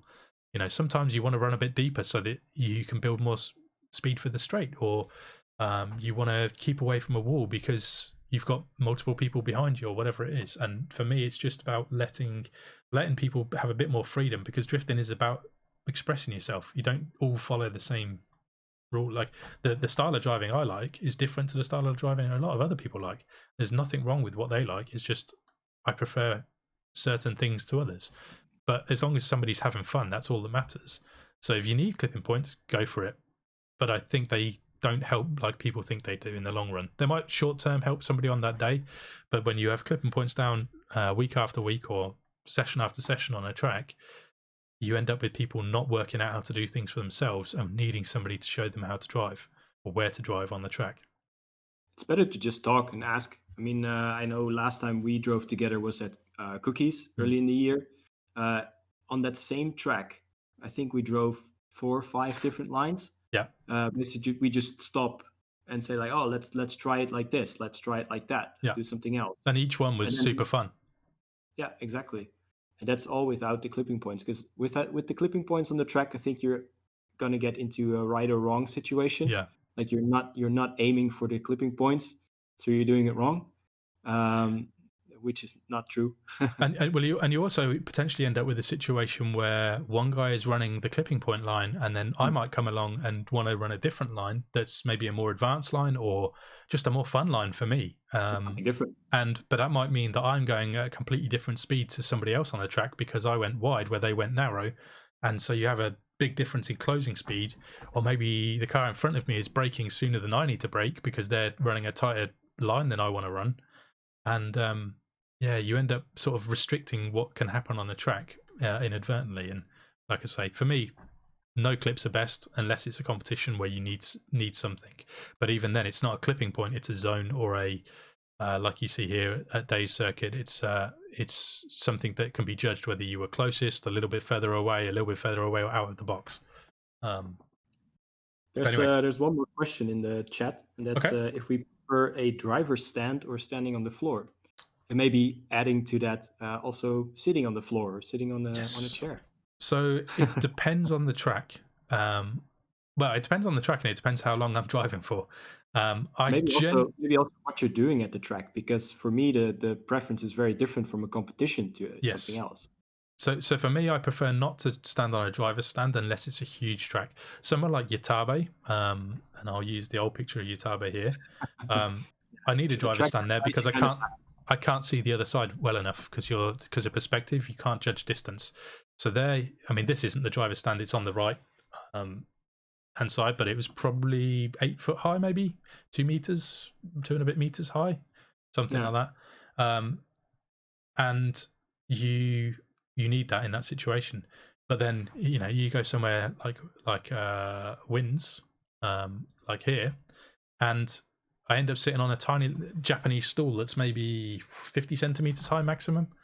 And that's because I'm doing lap after lap after lap for 12 or 14 hours. And if I don't sit down, I'm going to end up with backache, or, especially when this is the 7th day in a row I've done similar sessions. So it depends on what I'm doing. Competing, I always have to be standing. And actually, I found that I have to stand with good posture because it just improves my performance in the competition. So if I'm slouching, I don't drive as well. But if I'm doing a long session with friends, I'll just stand at the side of the track. One tip I'll throw out there for driving position is also, if you're going to a track for the first time, I highly recommend that you stand next to the circuit owner or one of the experienced guys on the track, because normally they've worked out the best vantage point for the track. Sometimes they stand where they stand because it's next to their shop and they've got to quickly be able to go and serve somebody or something like that. But generally, a track like this that has no shop, wherever the local guy stands, or the most experienced local guys, that's probably the best view. So stand, don't take their spot, that's just rude, but stand close to them or along the same edge or in the same corner or whatever it is, and see if you like it. If you don't like it, there's no harm in going somewhere else, but it's a good starting point. So, a shift circuit here, that might be the best picture, where Jens is standing in the grey, that's where Sabaya will drift from. So that's where we stand, because actually... Pretty much in the middle, basically. Yeah. And it's slightly to the left of the track, but it's always near the technical part. Yeah. And maybe one extra thing to add to that is that also you can, if you're going to sit very low or stand like on a pretty low viewpoint, it looks a bit more realistic. It looks way cooler. It's more like looking at real cars, because you're looking at the side, not the top of the car. Yeah. Which for competition might not be great, because sometimes you mess up your proximities and walls or something like that as well. But it makes a fun challenge. So probably there's a difference there too. Like, for example, I prefer to stand on a raised bit, like a couple pallets or something like that, especially for competition, because you can actually see everything really, really well. It's very easy to judge the proximity to a wall. But on purpose, I sometimes sit down for a practice session just because it's fun. Yeah. So if in a competition, if I was at the Worlds or something like that, I will always take a little bit of time to get used to standing on the driver's stand because I'm not used to doing it. It's only once or twice a year I do that. Generally, it was RCDC and the Worlds. So for the first half of the competition, I'm struggling to judge perspective because it's so different to what I'm used to. But then when I get used to it, it's fine. But I'm not. I would always rather be stood at. I think it's also just that your view is so much more familiar when you're just standing. You're standing at head height always. When you sit down, everything looks a bit different, and sometimes depending on how deep the track is and how many lanes you're looking over, it can be a little bit tricky. And when you're standing higher, sometimes you're standing 50 centimeters higher or 1 meter higher or 1.5 meters higher, depending on which track you're at and the size of the track and things like that. So yeah, it varies, but generally just standing is my favorite. Incidentally, you can see they have these little step stools here at Shift, and they double as seats, or you can stand on them. And that's a really good idea because, especially younger kids, when you got like 6, 7, 8-year-olds that aren't very tall, they can stand on that and become closer to adult height. Because generally, the track has been designed by an adult with adult vantage points, and it just it helps them get a bit more normal. And incidentally, if you run a big competition where it matters, not just a fun competition but like a serious international competition or a serious national series, and you've got children involved, you should offer some sort of box for them to stand on so they can get a better view, because otherwise they're at a disadvantage, which isn't very fair.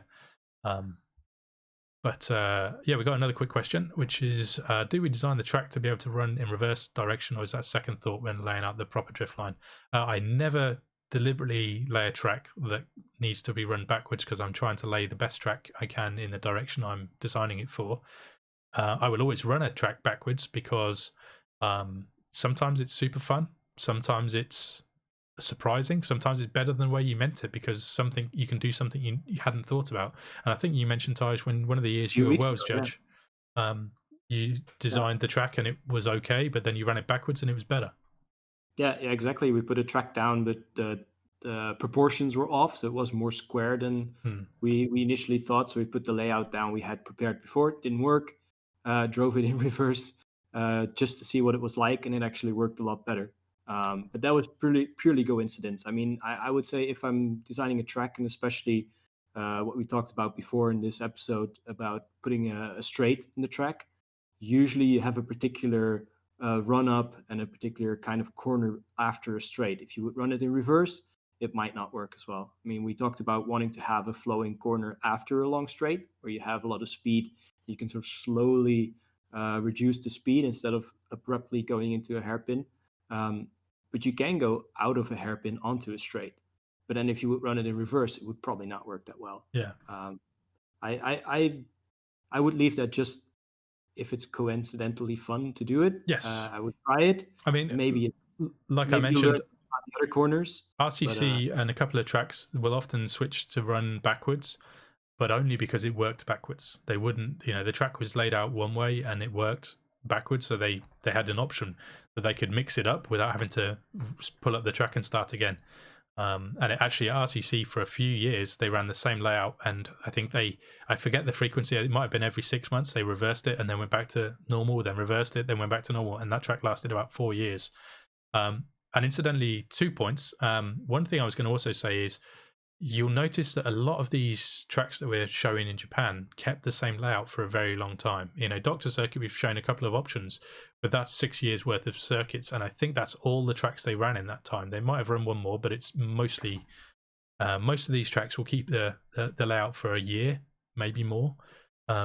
And that's because they get a really good layout, and there's so much to learn. When the layout doesn't change, you can work on your driving skills, you can work on your setup skills, and you can also change your driving style because the track is familiar and you haven't got to learn it again. Back at Seoul RC, we initially used to change the track layout once a month and then have a competition that month, which we thought was a really good idea at the time, but it meant that some people might only get one practice session before a competition, or only one practice session or one competition in the entire month. So they were always learning a new track and always having to change their car to sort the new layout. Whereas which in the beginning, if you're a beginner, actually is good, because yes, it is. Learn to set up quickly. You're forced to make changes, so you sort of learn what everything does on your car, how to drive different lines. But indeed, at higher skill level, there's more. You want to be able to fine tune, to learn different lines and different driving styles, indeed, which you cannot do if you have to constantly change stuff. Yeah. But start from scratch every month. But if you can get a good layout that everyone can improve on, it's good to keep that layout, and you don't have to change it just because it's been down for a while. And actually, generally not many people get bored of layouts unless you've kept them for a really long time, unless they're a bit boring anyway, because people tend to, if somebody is saying they're bored, it generally means they're struggling with something, in all honesty. And if they can get over that hump, they love it again.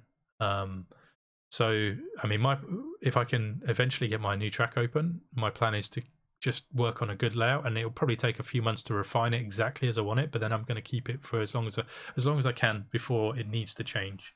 There is the downside with doing that when you're not using carpet is, like we said before, the surface will wear on the line, and that can cause some issues where you have to repaint or tweak the track itself. But that's kind of just part of having a circuit. You have to do a bit of track maintenance every now and then. The other thing I was going to mention is this picture here that I've put up is the track that I helped lay out for the 2019 Worlds. And I hate this track, but it was my, I'm not going to say it was my design, but I was heavily involved in deciding this layout with the help of the other judges and Michelle. But sometimes you have to put a layout down for a competition that serves a purpose rather than being the layout you actually want to run yourself. So the big thing that we decided as judges this year, which we talked about in this podcast, was that we wanted to minimize the opportunity for people to melt their tires and gain an advantage. So we made a track where there wasn't anywhere where you needed to build big speed, which, as I've said many times in this track, is not what I like at all. But this was essentially for the greater good. This was to try and improve the competition. Or sometimes playing field, I think, right? Yeah, exactly. And to stop everybody chasing speed and having ugly driving, because essentially on carpet, for me, when everybody uses tire heat, the drifting is really ugly. They can drift close sometimes, and they can drift nicely sometimes, but also the majority of times when there's 170 drivers or whatever there was, the majority of laps are going to be pretty ugly when people are focused on just melting the tires and going fast. And for the most part, I think it worked. Obviously, there was a lot we could have tweaked and improved on it, but I'm happy that we did this. But I would never want to run that layout for fun, for sure. But you'll see that basically, if you watch the runs on this, there wasn't many places where people had to be too aggressive with the curbs and things like that, because again, we didn't want people attacking too much where they needed to melt tires to go fast. But yeah, I think that's kind of most of the points covered we were going to mention. A lot of information to take in. Yes. Sorry if we've waffled a little bit, or if I've waffled. But like I said at the start, I've got a lot of opinions on this. I've designed a lot of layouts over the years, and I've designed a lot of bad layouts over the years. So I've learned my lesson. I've been to a lot of tracks. It's also another big and quite important topic. I mean, like we said a couple times in this episode, the track layout can determine if it's fun to drive or not at a certain place. Yeah, and even on a bigger level than that, I've seen many times in the past that people have quit the hobby because they've been bored. And I think a big reason why a lot of those people have been bored is because the track they were visiting didn't suit what they wanted to do. And it doesn't mean you need to design your layout to suit everybody. There's certainly, when I eventually get a track open and I can put a layout down, there's going to be a lot of people that don't enjoy it. But there will be a lot of people that like driving similar to me that will love it. And that's all you've got to aim for, which is why you don't need one track in an entire huge area. You need multiples because they have to offer something else. And, even looking through these pictures, you've got different surfaces, different styles, different layouts, different driving styles, different car styles even. You go to somewhere like Aroha and they're running up, they used to run up to 250 mil wide on the front. Also heavy and super light cars. Yeah, I mean, exactly. We mentioned it in a couple episodes ago as well. Yeah, and you go to shift and the guys have a competition car like a YD2 or a GARM sat there, but then they've also got an FRD or something with all the weight in the roof and crazy roll, and it's just it gives them the opportunity to vary things on a weekly basis, which keeps them interested and keeps them in the hobby for years and years and years. Whereas if the track is a bit of a one-trick pony, the fun wears out pretty fast. Just saw a message from Cody. You're welcome, buddy. But yeah, so anyway, we'll I guess we'll kind of call it there, unless anyone's got any more questions for us quickly. If you're watching this not live, if you're watching this on YouTube, feel free to leave a comment and we'll get back to you. Or if you've got a question for future episodes or something you want us to discuss, just drop it in the comments below and we'll take a look at it and see what we think. If you want to see more of this stuff, if you give us a subscribe and like and share and all that stuff, it helps us out a lot. One thing I will mention is we're going to take a break next week because I've got to do some tweaking to my office and I don't think I'm going to have my PC set up. So I think there's a good chance that we won't be able to have it done in time. So I'd rather just say we're going to miss next week, skip a week, and we'll catch up the week afterwards and carry on from there. But feel free to send in some questions in the meantime because, like I say, we'll keep an eye on them and we'll put them to good use for a topic in the future if needs be. Yeah, or if you have any builds or something to share. Yeah, absolutely. Share what you're working on. We love it. Worst case, we don't use it because we haven't got time or because it doesn't suit the topic we're on there. But we still like to see it. You know, we like to see what you guys are working on. And even if we can't use it in an episode because it doesn't work, we still enjoy seeing it and chatting to you guys. So yeah. And maybe also talking about tracks this week. If you have like a new track opened or something like that, share those things as well. Because it's very easy to miss a Facebook post. Yeah, definitely. Or if as the whole coronavirus lockdown thing starts to wind off in some places, if you're having an opening event, take some pictures and send them in, or a reopening event, I should say. You know, if your track's been closed for 2 months, we want to see everybody back on it and drifting because God knows I need to drift again. So share it all with us. We want a bit more. If we can have some more interaction with you guys, it's kind of what we want. Part of the reasons we're doing this is to keep in touch with everyone and not just miss stuff on Facebook and miss stuff on Instagram. Because the older I get, the less time I tend to spend on those platforms at the minute. So especially since our audience base is also quite international, I'm sure there's a lot of stuff going on. So yeah, for sure. Feel free to share anything. But yeah, well, at 2 hours and 15 minutes, I'm going to call it a day. So we'll catch you in 2 weeks, guys. So yeah, there won't be one next week, but we'll share something with you the week after, and we'll hopefully see you guys again soon. So, all right, thanks for watching. Thanks for watching. Bye-bye.